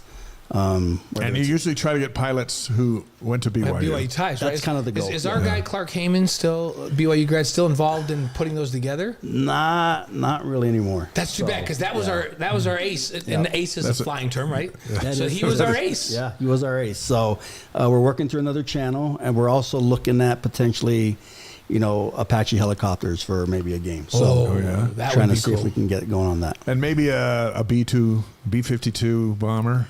That's always been the dream, to come over Lavelle Stadium. They fly around, right? We used to do Air Force games, and I did an Air Force Army game at Air Force, and they had like 5 flyovers. I'm like, how are they getting away with this? Well, it's if you're the Air Force kids, you can get away with it. They're Air Force, But Navy, they had a big B-2 bomber come over, and I ducked right in the middle of our open. I ducked. I was like, "Whoa, that was awesome." Let's finish with this one, because you've already done 5 questions, so Yeah. we don't persecute Ty was a people little twice. stressed out about it. What are you looking most forward to after such a long off season and all those planning meetings in a boardroom and an office room and on the telephone, to where you're at the stadium and it's showtime? What gets you? seeing our fans come to the stadium with big smiles on their face, especially the kids, because those are our future fans of BYU football. And so what gets me is seeing those kids come and have an amazing experience. And whether it's a touch point with Cosmo, the cheerleaders, Cougarettes, our players, the game day festivities going around, that's what gets me excited, because seeing those kids' faces means that they're bringing mom and dad back, right? You don't have a choice. And so that's what gets me excited, seeing those families, Cougar fans, come to the stadium and excited to be a part of game day. I love it. Yeah. I got one more for him, though. Okay, throw it at him. So the over-under in Vegas, and we don't bet on this show, but the over-under is 4.5 games for BYU. We've called that nonsense here on the show. What's your over-under for the Cougs in football? I just want us to get to a bowl game. So there's 6. So 6 or 7. At Six. least. Yeah. Okay. I mean, I think that's reasonable. Yeah. I'm confident. I know, talking with Coach Hill, he's excited about the defense this year. Obviously, he's got a year under his belt, and he's implemented some really good things there. Excited to see what the offense can do. I'm excited to see what our quarterbacks can do. I think it's been talked about, we've got those two. We need both. Yeah. And so I'm hoping that they can perform as well as we, hope they can perform. So. Well, look, we concur with what Ty said. You do a great job. Yeah. You make game day fun. And we're participants in it, but we still take our headset off and listen to it and watch it, because we didn't used to do it. So when you think about the show you roll out now compared to the show we grew up in, still coming and loving the football, whatever, it's just, like you say, it enhances the experience, and we salute you. Well, thank you. I have an amazing, amazing staff that I absolutely love working with, and they are awesome. Well, and we, from two guys that have done games in stadiums all over the United States, it's the best game day experience in the country, hands down, and it's because of you. Well, thank you. I appreciate that. And we want to put our 2 cents in for more fire. He loves fire and fireworks. He loves flyovers. I Jets, love flyovers. And let's get some more wins. So we have post-game fireworks. There you go. And by the way, the bands last year were great for Cougar Canyon. You got good bands coming? Yeah, Yep, we do. Man, Got they a lot were of really good set. talented bands. Sometimes we'll go down there and just listen before our show starts, because it's cool. Quick It question. gets my game face on. Quick question. Have you guys ever heard Tim Lacomb's band perform? Yeah. They're very Give me your good. thoughts. They're the something hounds. They need to be on that stage. Party hound. They're the party hounds. Yeah. Yeah, is that at the Party Hounds? We're meeting with them next week. Oh, yeah. Yeah, Let's they're do good. it. They're good. So tell Tim we fully endorsed him to not let us down. But in fact, last year he texted me and he said, "We got to get the party hounds on this." I'm like, I don't know how to get the band down the street, but let's do it. David runs everything. on it. That's awesome. We did your 5 questions report. You got to remind us who your favorite band or singer was. I don't even remember who I answered back then, but I'm gonna have to go back and look at my currently, so Fiji, he's from Laie, Hawaii. He's my hometown guy. So Fiji's one, but probably worldwide, Garth Brooks. Oh, Garth Brooks. Okay. Have you ever been to a Garth concert? No. No, I saw his show in Vegas when it was just him and his guitar, which felt like a Garth concert, but In it the didn't have the full stadium, band. he is unbelievable. He's one of the greatest entertainers of all time. And I got to tell you, every time I hear his song, Here's Your Mom, I just cry. That's a good one. He's That's a good amazing. one. He's unbelievable. Storyteller. All Great right. storyteller. Go back to your family. Thanks for joining us on the Wise Guys. Thanks, guys. Love Good you, to be with you. love you for So being on. grateful Thanks, you Dave. could All right. give You're us the some man. time. We got a couple of minutes before our next guest, and I don't know anyone who could tee them up better than Yes. David Almodova. Yeah, that's right. Head of the ROC. Olivia and Gibson. On They're our, in the green room. on our show. Let's do our defense drinks, Blaine, while you're right there. Oh, I forgot to make mine. I'm going to make it right now. Miranda, can we do that? Defense Drinks is a drink that does more. In addition to hydration or pre-workout, you're watching Blaine right now do a live Yeah, this is it. operation here. This is what it looks like. In addition to hydration or pre-workout, it helps strengthen your joints, reduces soreness, and is sweetened with allulose so it won't spike your blood sugar or disturb your insulin levels. Save 10% on your order at defensedrinks.com using the promo code WISEGUYS. Yes, if you disturb your insulin level, and then you're more likely to store belly fat, and who needs that? No one. Miranda, we want to do one more thing before we bring on the ROC. So this is the 1984 edition the Deseret News just put together on the anniversary of the national championship team. It's full of stories. You got Blaine is written about in there. Some of the guys on our show, Mark Bellini, Trevor Maddich, Kelly Smith. There's a lot of cool things. And it's just now available. In fact, these are off the presses. A lot of people don't even have these planned. I'm looking here. Have we? And I'm just going through this. And you helped put this together, didn't you, Dave? I wrote 3. I got 3 articles. Yeah, Dave was part of this. But the cover I like awesome too. As I'm looking through this, who have we? We've had almost everybody on this on our show. It's because we're the wise guys on this show. From Mark Blaine to we haven't had Adam Haysbert yet though. No. And Brenda wants us to get Adam on, she said. Hey, you can order yours at Deseret.com/1984. It's like $15. It's also going to be at the bookstore, Deseret Book. Anyway, it's awesome. It's 1984. Everything, there's a lot of things in there. You'll go, didn't know that. And so we hope you enjoy it. And so look for it. And then Deseret.com/1984 is how you can get your own without having to go outside and buy it. By the way, this is fun. Isn't it cool? Yeah, I'm loving this. I'm just breezing through it and loving it. That's pretty cool. BYU SN Game Day, our 2-hour season premiere, August 31st, 4 o'clock Mountain Time on BYU TV and ESPN Plus. Southern Illinois kicks at 6 on ESPN Plus. Post-game back on BYU TV and ESPN Plus. We're looking forward to that. Every time we do a show, we're close to the kickoff. Did you remind people about After Further Review already? Go ahead. Okay, I'm going to remind people. So After Further Review, we're how many shows in? We're 3 shows in now? Last week we did the schedule show. 3. The week before we did the touchdown Tomorrow's show. the 3rd show. Yeah, so tomorrow's our 3rd show. We're starting to do player profiles on the show tomorrow, so make sure you watch AFR tomorrow. It's available at 5 p.m. on the BYU TV app, at BYUtv.org. Make sure you check that out. It'll be a fun show tomorrow. By the way, next week on the Wise Guys, BYU President Shane Reese, Utah President Taylor Randall, and Hall of Famer Austin Collie. How about that lineup? Is Austin coming in? Do we get Austin? I think we're going to Zoom him. Because I think he's got football practice with his kids next week. And, with the presidents, we like to, just keep, we're keep Austin We're splitting up Olivia and Gibson tonight, but we're going to put the U of U and BYU presidents together here. Yeah, that's how that's We're not sure we can put you guys together because you're part of the ROC. You're wild. Let's just go with that.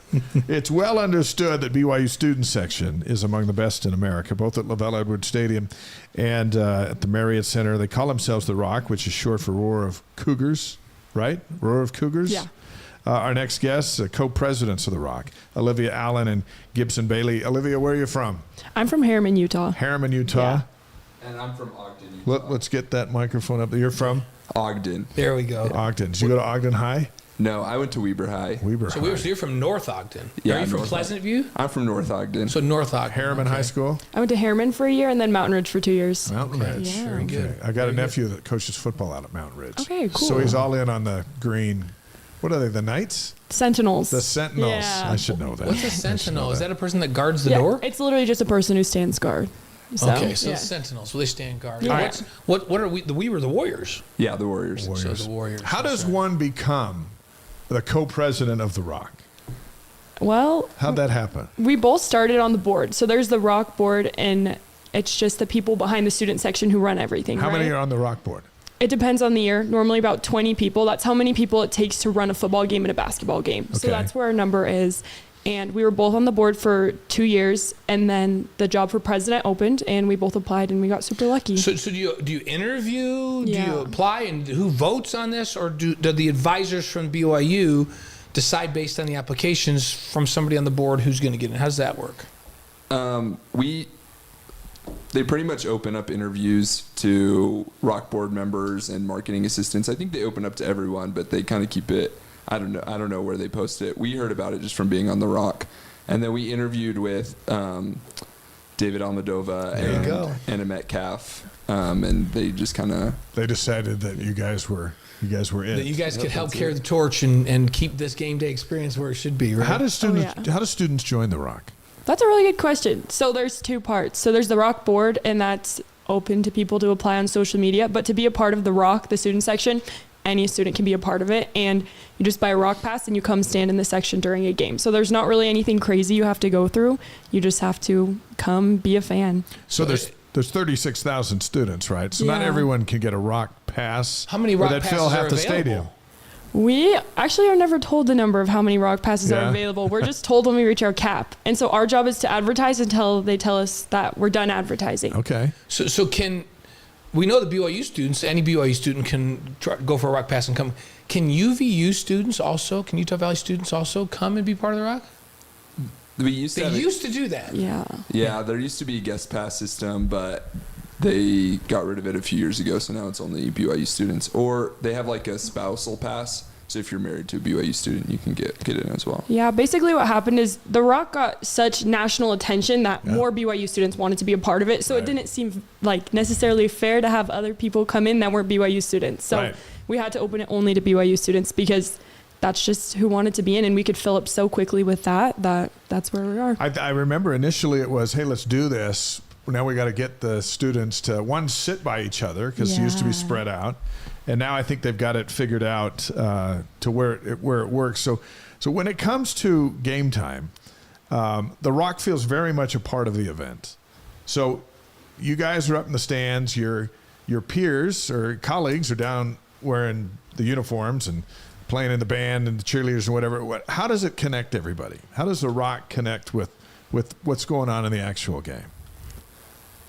What is it? Is it just the camaraderie? What makes you guys a weapon for them down on the field? I think students have a lot of pride in their school, right? So we come in and we go to BYU. We're in the classes, we're in the trenches with the other athletes, so we kind of relate to them on that level, which makes us want to cheer for them. But being a student, I think that what we have to focus on isn't as much as other people. We don't have the same worries as other people, so we come and we have that time to devote to a game and just be crazy and get so hyped with everybody that it excites the student athletes, and then it excites the family and fans around. Like, I see my mom at games go crazy when she sees the student section go crazy because like that's her cue. And so it's really fun to like watch that happen, like the student section ignite the rest of the stadium. That's Olivia Allen and Gibson Bailey, co-presidents of the Rock on the Wise Guys, presented by Brady Plus with us tonight. So we've seen the Rock make a difference. You heard us. You were in the green room. We were talking to David Almodova about that Arizona State game. 16 penalties on Arizona State. 4 false starts on 1 drive. Yeah. Were you both at that game? I was. You were at that game? Were you at that game? I was on my mission. All right. It was an environment like no other. The Sun Devils couldn't hear themselves think. First of all, tell us about what that was like to be in that student section that time. Then I have a follow-up to that. Yeah. So you have to remember that it came the week after we beat Utah for the first time in like 7 or 8 years. Yeah. So we were already on like a high. And so then everybody comes back like, okay, like we're actually going to do something. And like we saw how that game went. So people just came with energy. And as a board, it was so hard to, when we were planning, we were like, how could we ever top the Utah game home opener? Like it was crazy, like truly crazy. And then everybody was loud and everybody showed up and it was just insane. Like you couldn't even hear the people you were standing next to having conversations with them. And so for me, like, it was just like, it was almost like a spiritual experience, how loud it was in the stadium, like penalty after penalty. And after that game, we kind of coined the phrase, the Rock effect, because it's the effect that the Rock has on the game. And that's been fun for us to say from the past like 3 years, because like the Rock does have an effect on games in all sports. What is it like when you see the players turn around and point at you guys like, hey, nice job, you're part of this? I mean, it's a great feeling. The point of the Rock is to help our student athletes perform well, right? And so when they turn around and point at us and kind of recognize us, we're like, yeah, we're doing our job. It's awesome. So my follow-up question to all that is, as a board, do you get together and do you brainstorm about how, as the Rock, as the student section, can we impact this game? Or how can we have a bigger impact this year? Do you actually think through strategies and then implement those? Yeah. Yeah, pretty much. We always are, like, pretty much after every game we get together, we have a meeting and we just kind of talk about, okay, what went well and maybe what are some things we can do better to even like make it louder. And we're always thinking of new ways to get the students excited during games, or new ways that we can be louder, and just trying to come up with new stuff. We have some marketing or like some Rock assistant positions, and we have a guy that it's literally his whole job is just to figure out how to make the in-game experience better for the students. So how do you, what's one of an idea where it's like, hey, I know how we can get louder? What besides put microphones and all that stuff, what? One thing we've talked a lot about this year is people are always really excited at the beginning of the game and like third quarter break. I heard you guys talking about that earlier with like turbulence, the Y clap. But like we want people to be like on their feet from the start of the game to the end of the game. And so this year we're trying to implement more of a pregame party for the student section so that they're already excited and already ready to go right when it starts, and that energy will carry over. Because a lot of times us as students, we're in the stadium 3 hours early, which is a long time to just sit in the heat and just wait and do like nothing. So one thing we focused on this year is how can we make the experience better for the students? How can we get them so excited that they won't sit down the whole game? And I think you work in concert with the band, because the band has a lot to do with that. And it seems like, are they part of the committee? Do they meet with the ROC? And is it like, okay, we need the band to do this more often? That's our boss. She meets with them. She meets with the band? Someone's got to meet with the band, right?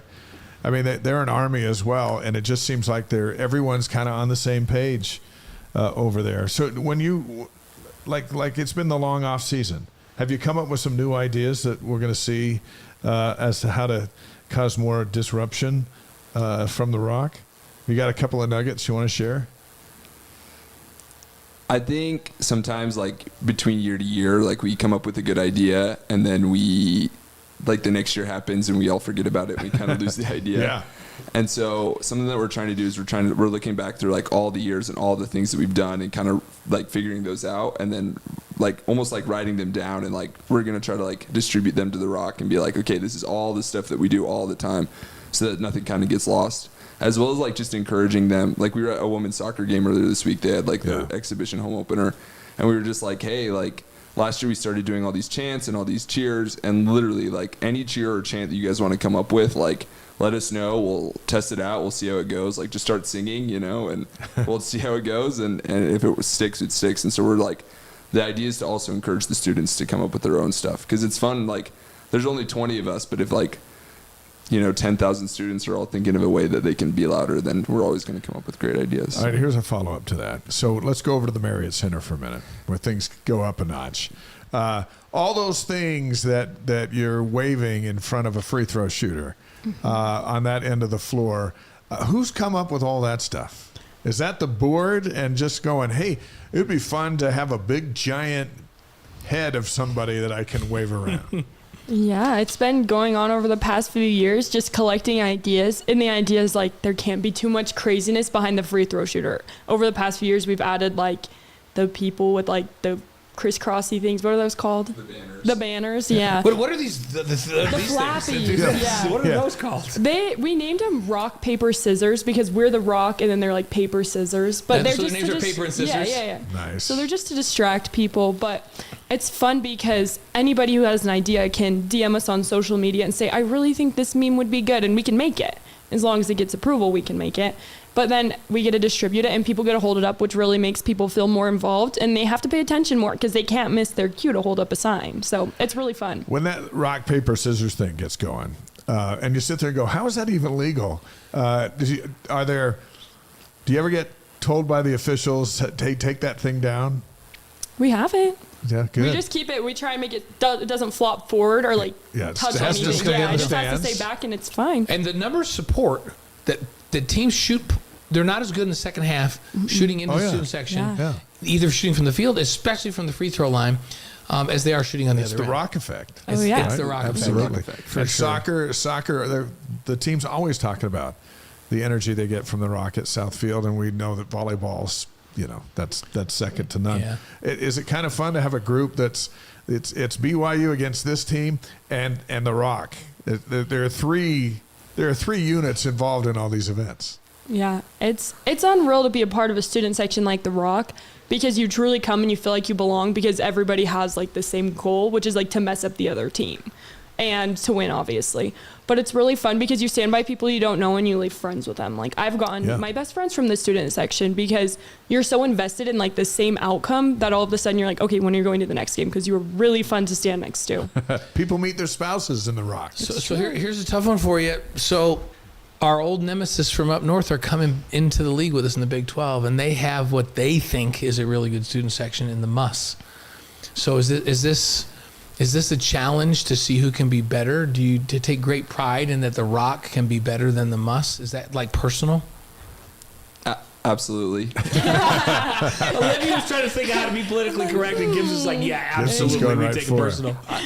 something that I love about the ROC, and I just think like we're more than just a good student section, or I would say great student section at football and basketball games, but we go to every single sporting event, and we're a great student section everywhere. I don't know if you guys went to any of like the gymnastics meets this last year, but literally like we had our own student section and we were able to run the turbulence flag during like one of the breaks because there were just so many students at a gymnastics meet, you know, and so I think we take a lot of pride in like we really are the greatest student section in the country, and yeah, Utah's coming in. It doesn't scare me because I'm like, yeah, we can take them. You know? Yeah, 100%. I like it. They can take them. The Marriott Center ROC will be ready for. Yes, it. they'll be ready. Yes. Yeah. What do you think of this upcoming football season? We have analysts on here all the time, and now the two but of you guys are. have watched a lot of games All right, from up let's- close, right? Yeah. So, What are you thinking for year 2 in the Big 12? I'm excited. I missed the first half of the season last year on my mission, and that was the worst FOMO I had, like with the Big 12. And so I'm really excited to see how this season goes. Our office overlooks the practice field, and we see them out there working literally all the time, like all the times we're working. So I'm really excited to see what they've put together. We're obviously optimistic, Right. and we know we can get a student section there, so we're ready to do our part. Yeah, I'm always super pumped. Like August hits and I just get really thrilled. I think like the last few days I've just been watching all the highlights. I watched like the Arkansas cut the other day just because I like needed to get pumped up a little more, you know. And so I'm just getting, yeah, it's going to be awesome. It's going to be a great year, and we're excited for the students to come and cheer loud. So. Dave and I really appreciate the ROC because you guys help us with our show, our game day show that we do, a 2-hour show. The ROC, we have a deal with the ROC where we provide breakfast or dinner or whatever is the meal before the game, if it's a night game. And you send a whole crew out to us, and they're part of our game day show. And then they get to go in, and there's reserved seats for them in the ROC for coming out and helping on the show. There's a prize for standing in the sun and joining us for the hour out in Cougar Canyon, and they bring energy to us. It helps the energy of our show and brings a lot to our show. Do students volunteer to come and do that? I don't even know how that works. How do we decide who gets to come from the ROC and do that? Yeah, so in the past, they call it Blue Crew, and they send out emails just saying, hey, like, if you want to come be a part of Blue Crew, claim your ticket. You'll get a seat, you'll get food, you'll get some merch sometimes. And so, I mean, as far as I'm aware, it's filled up pretty quickly every single time, because who doesn't want to be a part of a game day show? Like, that's so cool. It helps students feel more involved, and it saves them from sitting in the stadium for 3 hours. that so I it think does. it is And we quite nice. always take 3 or 4 or 5, and we make them part of our demo out on the field. So they also get to be on national for sure. They get it, television, put their actually signs global up. television. Yeah. If they got a good sign, Yeah, that we'll gets pick out on their TV.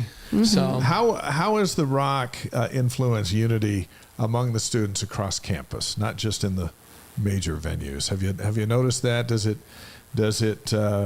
help?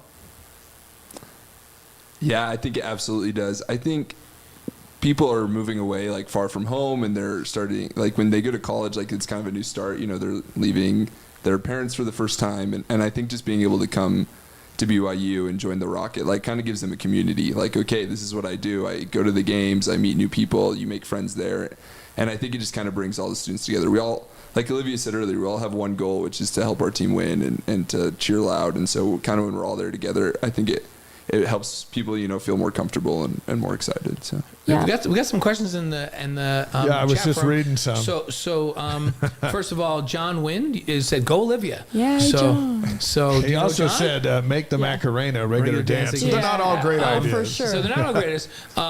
Joel Campbell says, hey, can you guys push to get the ROC back on the floor behind the service line for volleyball? That needs to happen.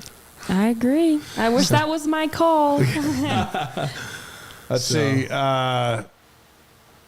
What about tortillas? Throwing tortillas after a touchdown like they did in the 80s? That was because we were trying to There's get an the idea fans from involved. Larry.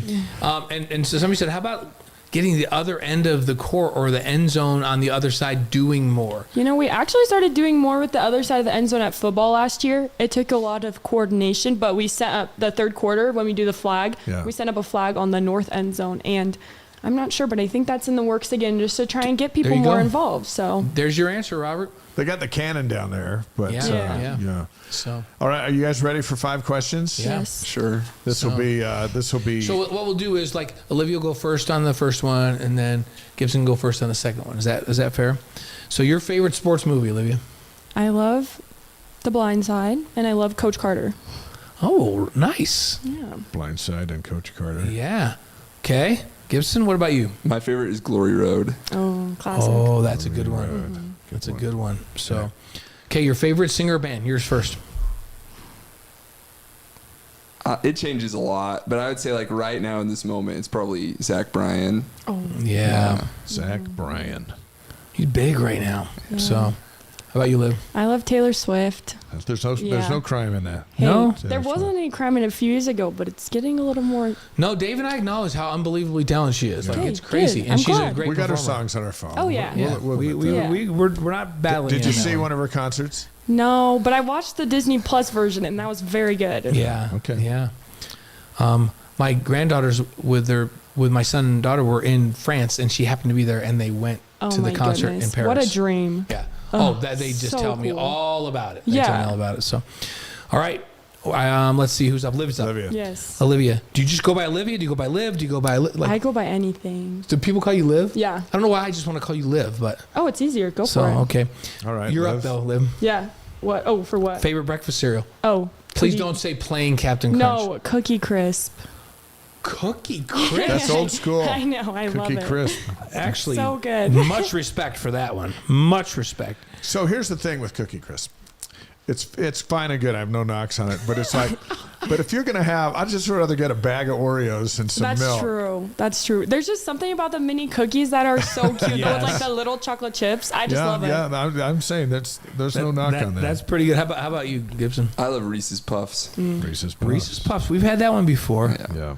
And does everybody just call you Gibson, or do they Call you What do Gib. they call him? They call him Gib. What do they call him? It's actually funny. So Olivia just got married, and her husband's name is Gibson. Yeah. And so everyone calls me Gibby because it just helps. It helps you me keep them separated. straight. Yeah. Yeah. So your husband's Gibson. Yes. He's Gibby. Yeah, and that's how I keep them straight in my phone and when I talk to people, and it's just good, you know? I have a Okay. dear friend All right. that I We play can golf, do that I that. used to play golf with a bunch, and we go call him Gibby. Yeah. So, all right. And it's your turn, Gibson. Gibby. Okay. Favorite rock moment? This is a big one. Dang, that's a tough question. There's so many I have to think.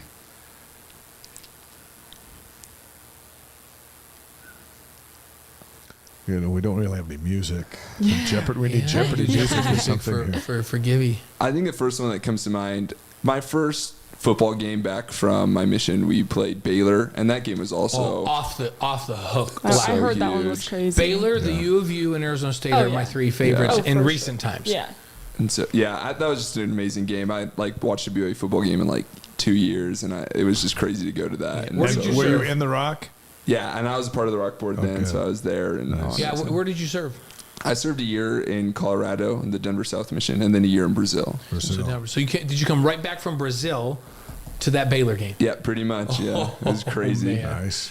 Okay, how about you? Where did you serve? I served in Arcadia, California. Nice. Yeah. Okay. So you came from Arcadia. Oh, yeah. But what about your favorite rock moment? Oh, for sure, the BYU Utah game. That was my first game as a freshman, and like I couldn't have asked for a better game. Did you To charge start. the field? Oh yeah, 100%. Best night ever. And do you agree with everybody that BYU manhandled Utah in that game? Oh my gosh, yes. It was incredible. They literally just, it was so good. It was like from the start too. Like it wasn't like we were scared. Like they just like took care of business.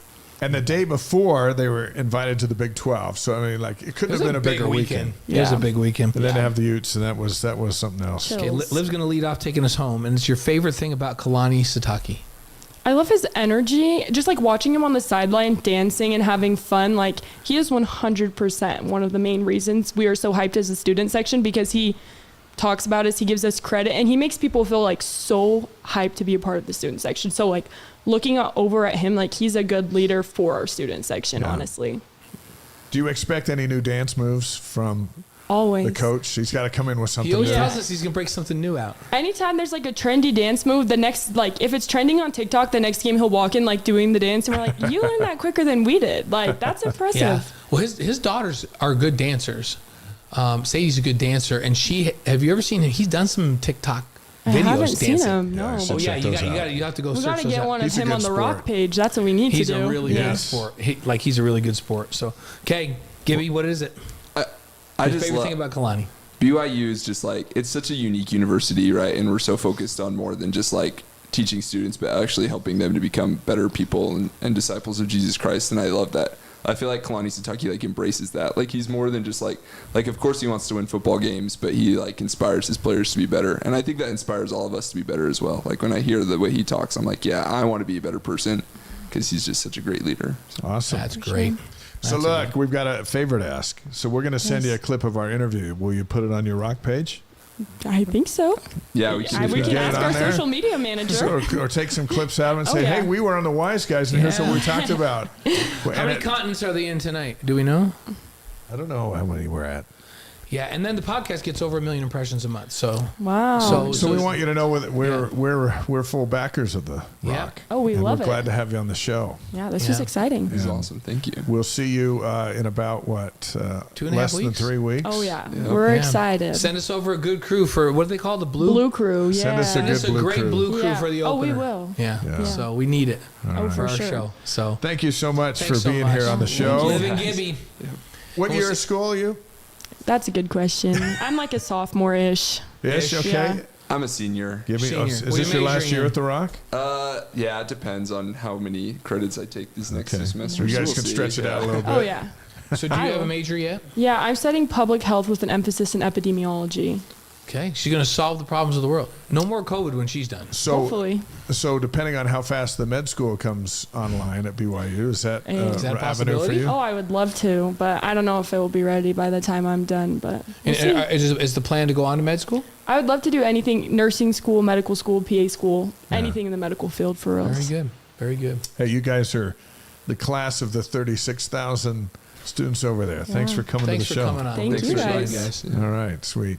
And you can just walk off. That's the beauty of this show. Yeah, it's a casual Gibson and environment. Right? Olivia, they're the co-presidents of the ROC. And so when you get to the game on the 31st or you watch it on TV and the ROC will be front and center, these are the two ringleaders. That's right. And the board and all that stuff. And we thought, let's get them on the Wise Guys and give them a chance to explain a little bit about how the ROC works. A lot of people see the ROC, but they don't know exactly what it constitutes, and they have meetings during the week and how to get louder. I think that's awesome. Yeah, it's awesome. I love it. And it's well known around the league and around the country. The home court environment in the Marriott Center and the home field environment at LaBelle Ridge Stadium, and a big part of that is because the ROC does such a phenomenal job. AP Top 25, did we already say that? I don't think we did. The preseason poll out today. Georgia's number 1. Of course they are. And then in the Big 12, Utah's at 12, and then 17's Oak State, 18's K-State, 21's Arizona, 22 is Kansas. I love that 4 of the 5 are coming to Provo. BYU's got Oklahoma State, Kansas State, Arizona, and Kansas all at home. And they play Utah on the road. And I'm not sure in that rivalry that a home really matters that much. I think they got a great shot at going up there and So taking care of interesting. business. It tells you that the national people and media respect the league as being deep, but don't think they have a top 10 team. Interesting, huh? Yeah, that is interesting. So, Steve, can you grab me a water? hey, here's the next one. You got another? I got one Ready? right here. Yeah. 1, 2. Thank you. On television, we completed a pass, or on a live stream, we completed a The pass. magic continues. Yeah. Let's go over some campus notes. We're going to kick into high gear and roll out with some style. We still got a Right. bunch of things to talk about. Women's soccer, they're number 3. That's what a good reputation gives you. You lose 11 key players I was from blew the me College away. Cup, and they vote you number 3, and the Big 12 votes you number 1 in the preseason poll. It is BYU hosting Wisconsin. They're number 19. Thursday night, 7 o'clock Mountain Time on ESPN+. This is a team that led the country in goal scoring last year. They didn't score a single goal in their first 2 exhibition games. I mean, they lost a lot of talent, and they've got to figure it out pretty quick because the Badgers come in a top 20 program. That's right. And that's Thursday night, and the ROC will be there. It's interesting. When we had Jen Rockwood on, was it last week or the week before? A couple weeks ago. Yeah, she said to us, hey, we're going to be figuring some things out for a little bit, but by the time the Big 12 season rolls around, we have lots of talent and we'll be ready to compete. I don't think she's worried about those 2 games. No, I don't either. I think she's trying to figure out who to put on the field and who's going to play where and all of that. And she's like, that's fine. All that matters is where we are at the end of the Big 12 season and that we're playing in the national tournament. Yeah. So, But it's a little concerning. You Yeah, go it is. 180 minutes without a goal. yeah, they And- got to figure it out. But you know, I get the Big Ten coming Thursday night. That's how life's going to begin That's for the exactly second year. right. Hey, about women's volleyball, number 2 in the 15-team Big 12 preseason poll, just behind Kansas, ahead of Arizona State and TCU. So the blue-white scrimmage is August 24th. That's 1 week from this Saturday. And the season opener is against Southeastern Louisiana at BYU on Friday, August 30th. Men's basketball, the non-conference schedule released today. We rolled it out on BYU Sports Nation earlier this morning, just as it was sent out to everybody. So this is it. This is the first chance to get to see all these new guys. There will be some events like Midnight Madness kind of thing and a couple other things where you can get over there. But as far as games go, October 30th is the only exhibition game. It's Colorado Christian. That'll be on BYU TV. And they played them before, if I remember. Haven't you and I done a game with BYU and Colorado Christian? Maybe another exhibition. Feels like it. But that'll be our first night of when we see Kevin Young on the sideline in a game. Right. And all his new guys. Yeah, and then November 5th is the actual opener, Central Arkansas. That's on election night. I don't think we've ever had a game on election night. No, it's going to seem strange. Yeah. We have a football and a basketball game that day, right? No, that's on a Tuesday. Oh, okay. I'm losing my mind. But November 8th, Riverside is at the Marriott Center, and then 13th, Queens. Right. Then you get into our first doubleheader.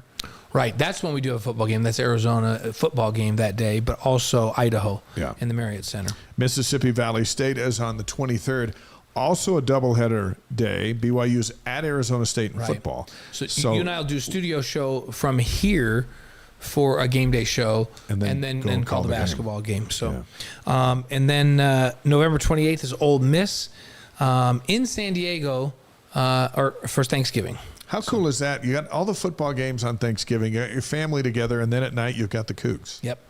In a huge game against a really good team. Yeah. Yep. Down in San Diego. The next night they're either going to play Purdue or NC State. Right. So those two will meet on the 28th. Part of a tournament. Yeah, hopefully they can take out Ole Miss and then get a shot at Purdue who's in the national championship. Right. game. And the only road game of the entire preseason schedule, and they do this by design. They did it last year. December 3rd, they're going to go play at Providence, all the way back on the East Coast. That'll be a quad one. Yeah. Very similar pattern to last year's where they played San Diego State, but although it was at home, and they were ranked 17th and they beat them, and all of a sudden you got an RPI boost. Right. Then they went to Vegas and they beat NC State and Arizona State. And all of a sudden they're flying high with an RPI that stayed good the whole season. Right. And so this year you got Providence instead of San Diego State. Yeah. And on the road, and then you have the two neutral games. Right. If you can get a Purdue, and Ole Miss. Say you get both of those games, those are the ones that are going to help your RPI early.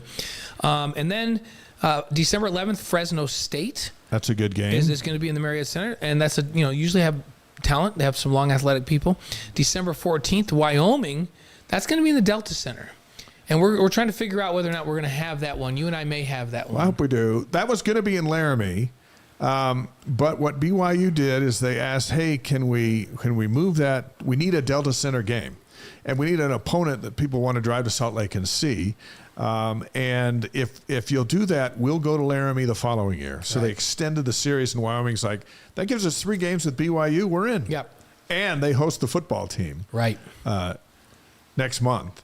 And so Wyoming's getting plenty of BYU. Right. Florida A&M is December 20th, and that's it for the non-conference because Big 12 plays 20 games this year instead of 18, and that means they're going to start a week earlier. So December 30th or the 31st is when the first Big 12 game will be. So one of the changes is instead of those holiday games, hey, bring your family for $5 a seat or whatever. Yeah. Yet those don't exist. The only thing, there'll be a long break. Yeah, a break, and it's good 10 because days. Finals falls in that time, which is good for the basketball team. But it's a big break, and then they kick it off. And this league is going to be great again this year.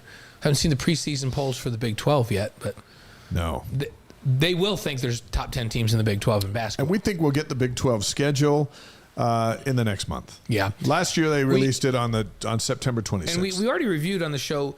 We know who BYU plays and where. Yeah. So you know the teams that they're going to play, who they play home and homes with, who they're going to play on the road, and who they play only at home.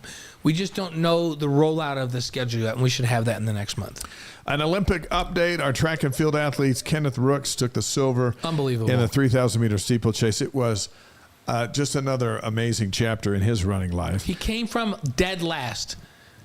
He was biding his time. It was amazing. Top 10 finishes for marathon runners Connor Mance and Clayton Young. Mance finished 8th with a 2:08.12. Young finished 9th, right behind him, 2:08.44. Fastest times by Americans in Olympic marathon history. Those two Cougars. Yeah. That's fantastic. And you're young. They're just getting started. And former Cougar Rory Linkletter, a top 50 finished 47th for Canada. Jimmer, out 6 months with torn tendons. Yeah, dang it. We wish him a speedy recovery. We'll have him back on and see how he's doing. Yeah. Let's cover Cougars in the NFL. The rosters will be cut to 53 on August 27th, so you got 15 days to make your squad. Zach Wilson, I thought, played really well. Yeah. 10 of 13 for 117 yards for the Broncos, and his quarterback rating was at 103. He looked like he was in command. He had a higher rating than Bo Nix, who also played great. Yeah. Bo Nix had a 102. I'm Bo curious Nix. to see what's gonna shake down there, but they're back. We'll have the schedule. He's back on TV Sunday night. Yeah. Keaton Slovis, 3 of 5, 39 yards, led the Colts on a touchdown drive. Great to see him healthy. Yeah. Remember, we hadn't seen him in a football game since the Texas game. Yeah, that's right.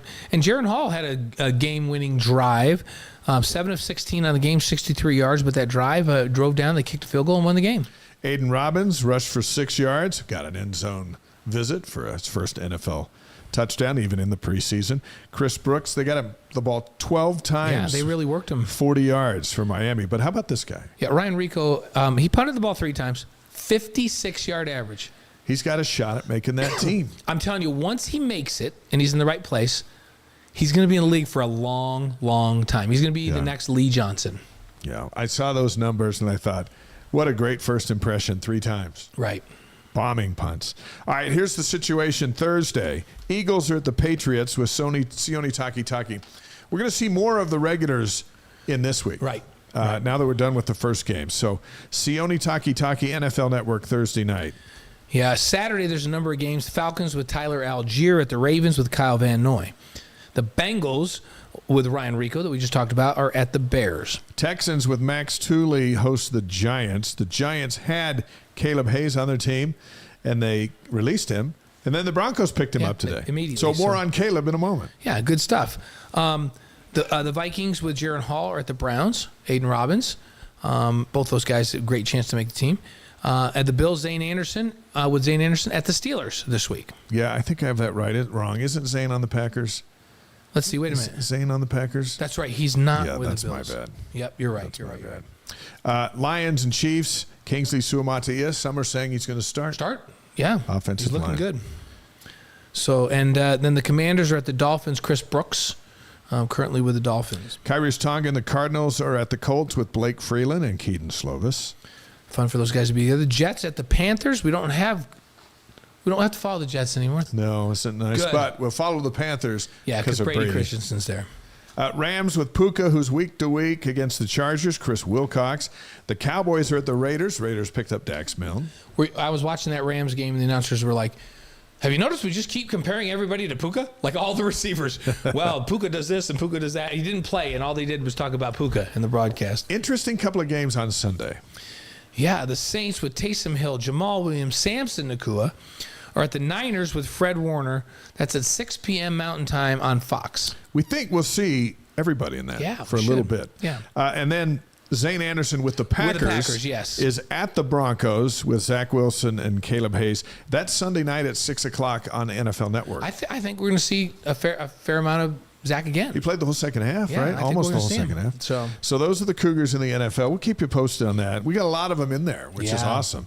And again, cut down day is in 15 days. Right. So you gotta perform, gotta That's right. produce. Pressure's on all of them. So should we hit on this day, August 12th? On this day, and we'll roll out of here in grand style. Let's start with 1492. Columbus arrives in the Canary Islands, the first voyage to the New World. See, that's on the show because that's important. It's important that somebody showed In up. 1492. And here in 2024, Columbus we're still sailed the hanging ocean out. blue. Isn't that the poem? I think so. Okay. 1833, Chicago is incorporated. Population 350. Yeah, it wasn't quite the big town. The Cubs were still in last place back then. 18 but we're playing with hope. 1851. Isaac Singer. Think about that last name. Singer He patents the sewing machine. changed the world. Yes, he did. How about that? 1908. How about this one? Henry Ford's company builds the first Model T car. All on this day. Suddenly, August 12th is significant in all of our lives. My grandpa Fowler had a Model T. So, 1930. Clarence Birdseye gets the patent for his method for quick freezing food. Birdseye Changed the world. Yes, he did. Changed the world. There's a lot of world changers on this day in August 12th. How about 1955? President Eisenhower increased the national minimum wage from 75 cents to $1. Yeah, what is it now? I don't even know what it is. I think it's like $14. I don't know. Something I don't like know that. what it is. 1969, the Boston Celtics This are will blow your sold mind. This will blow your mind. for a record $6 million. What? $6 million. In 1969, on this day. That was a record. Today's value is $5.12 billion. Isn't that crazy how sports has changed in this country? Yeah. 1974, Mickey Mantle and Whitey Ford are both inducted into the Baseball Hall of Fame. In 1984, Harmon Killebrew is inducted in the Hall of Fame. This one will date you. 1994, the first NFL game on the Fox network. It was preseason, 49ers, Broncos. But that was the first game after Fox stunned the world and bought football away from CBS. Yes. I was at a CBS station as a sports anchor in Vegas when that happened, and all of a sudden CBS we're showing movies on Sunday afternoon. It's like, what just happened here? How did Fox take that? Crazy. So, and they've this day been a was a big fixture one. ever since in sports. 2016, American swimmer Katie Ledecky wins gold in the 800 meters in Rio. Her fourth gold of the 2016 Olympics. She won more gold in Paris and now has 9 for her career. It's the most in U.S. women's Olympic history. Amazing. Yeah, she's a machine. She'll come back again, right? I think so. I think in California. How about Lake Winnipesaukee represented? Alan and Marcy. Alan and Marcy. I love Late, that you guys but come in better from late Lake than never. Winnipesaukee every week. August 12th birthdays. Listen to these. 1881, Cecil B. DeMille, 10 Commandments. Oh, yeah. And I'm going to come right after him because this is a late ad and I don't think I have it on your sheet. 1932, President Dallin H. Oaks. Oh, really? His birthday's today. First counselor in the first presidency of the Church of Jesus Christ of Latter-day Saints, former president of BYU. He was the president friend of ours. when I got here. So 1949, Mark Knopfler. Dire Straits. Straits. What's the best Dire Straits song? Look at them Sultans of yo-yos. Swing. That's the Oh, you way like that one? do it. Money for nothing and the Money chicks for for nothing. free. I like, Do you know who liked Di- that song? You're going to die when I tell you who liked that song. Lavelle Edwards liked that song. You like that song? Yeah, he liked Willie Nelson and Dire Straits. I like the Sultans of Swing. Yeah. That's a good one. I like Sultans of 1971, Pete Sampras was born, tennis player, 1988, Tyson Fury, the boxer. a big guy. Deaths on August 12th, going back to 1914, John Philip Holland. Who is John Philip Holland? He was the father of the modern submarine. Yeah, it's changed warfare. 1964, Ian Fleming, who wrote all the James Bond novels. Yeah. Yeah. 1982, Henry Fonda, the actor. 2007, Merv Griffin, the great TV show host and game show creator. And an August 12th marriage on this day in 1806, Davy Crockett married Polly Finley in Tennessee. Born on a mountaintop in Tennessee. And then all the Crockett's came Greatest after that. man in the land of the free. How many of us He killed used himself at a bar when he was only 3. How many of us used to pretend we were Davy Crockett running around the house? Or Daniel I had a Boone? Davy Crockett like pop gun. Davy Crockett or Daniel Boone? Yeah. Our Wise Guys inspirational quote of the week comes from Harmon Killebrew, who, as we mentioned, on this day in 1984 was inducted into the Baseball Hall of Fame. Harmon Killebrew said, "My father used to play with my brother and me in the yard. Mother would come out and say, 'You're tearing up the grass.' 'We're not raising grass,' Dad would reply. 'We're raising boys.'" Isn't that classic? I love it. Thanks to Ty Mattingly, David Almodova, Olivia Allen, and Gibson Bailey, the co-presidents of the ROC. Wasn't it cool to have them here? Yeah, that was really fun. And, And I think we can call them Liv and Gibby now. Liv and Gibby, yeah. It was great to have them with us. Next week, the presidents, BYU's Shane Reese, Utah's Taylor Randall, right here in our studio. I think it's going to be awesome. And also BYU Hall of Famer Austin Culley. It's one of those shows where you say, "Hey, Austin, you're batting third." Sorry. Yeah, that's he's. I think he's going to be okay being third. I think so. So I'll be on Sports Nation tomorrow and Wednesday. When are you on next? You and I are together next Monday. Next Monday. Yeah. So we're going to start the day on Sports Nation. Yes. And then we're going to finish the day on the Wise Guys. Yeah, next Monday. That's right. So we're Sports Nationing it, and then we're going to have the presidents. That's a lot it of starts us. Sports Nation early, and then we're presidents at night. So that's on Monday. We look forward to that. By the way, the podcast will be up tomorrow. Please let your friends know to subscribe on our YouTube. It's free. Just go there, subscribe. Helps us grow the show. Yep. And we got some big things to announce coming up. We're really excited about the really future fun stuff. of the Wise Guys. Hey, don't forget Wise Guys. It's presented by Brady Plus. Brady Plus. They're right there, right over There our they shoulder. And have a great week. By the way, by the next time you see us, maybe we'll have a starting quarterback. Yeah, I think you're right. We'll be this much closer to the season. Yep. All right. Thanks, guys.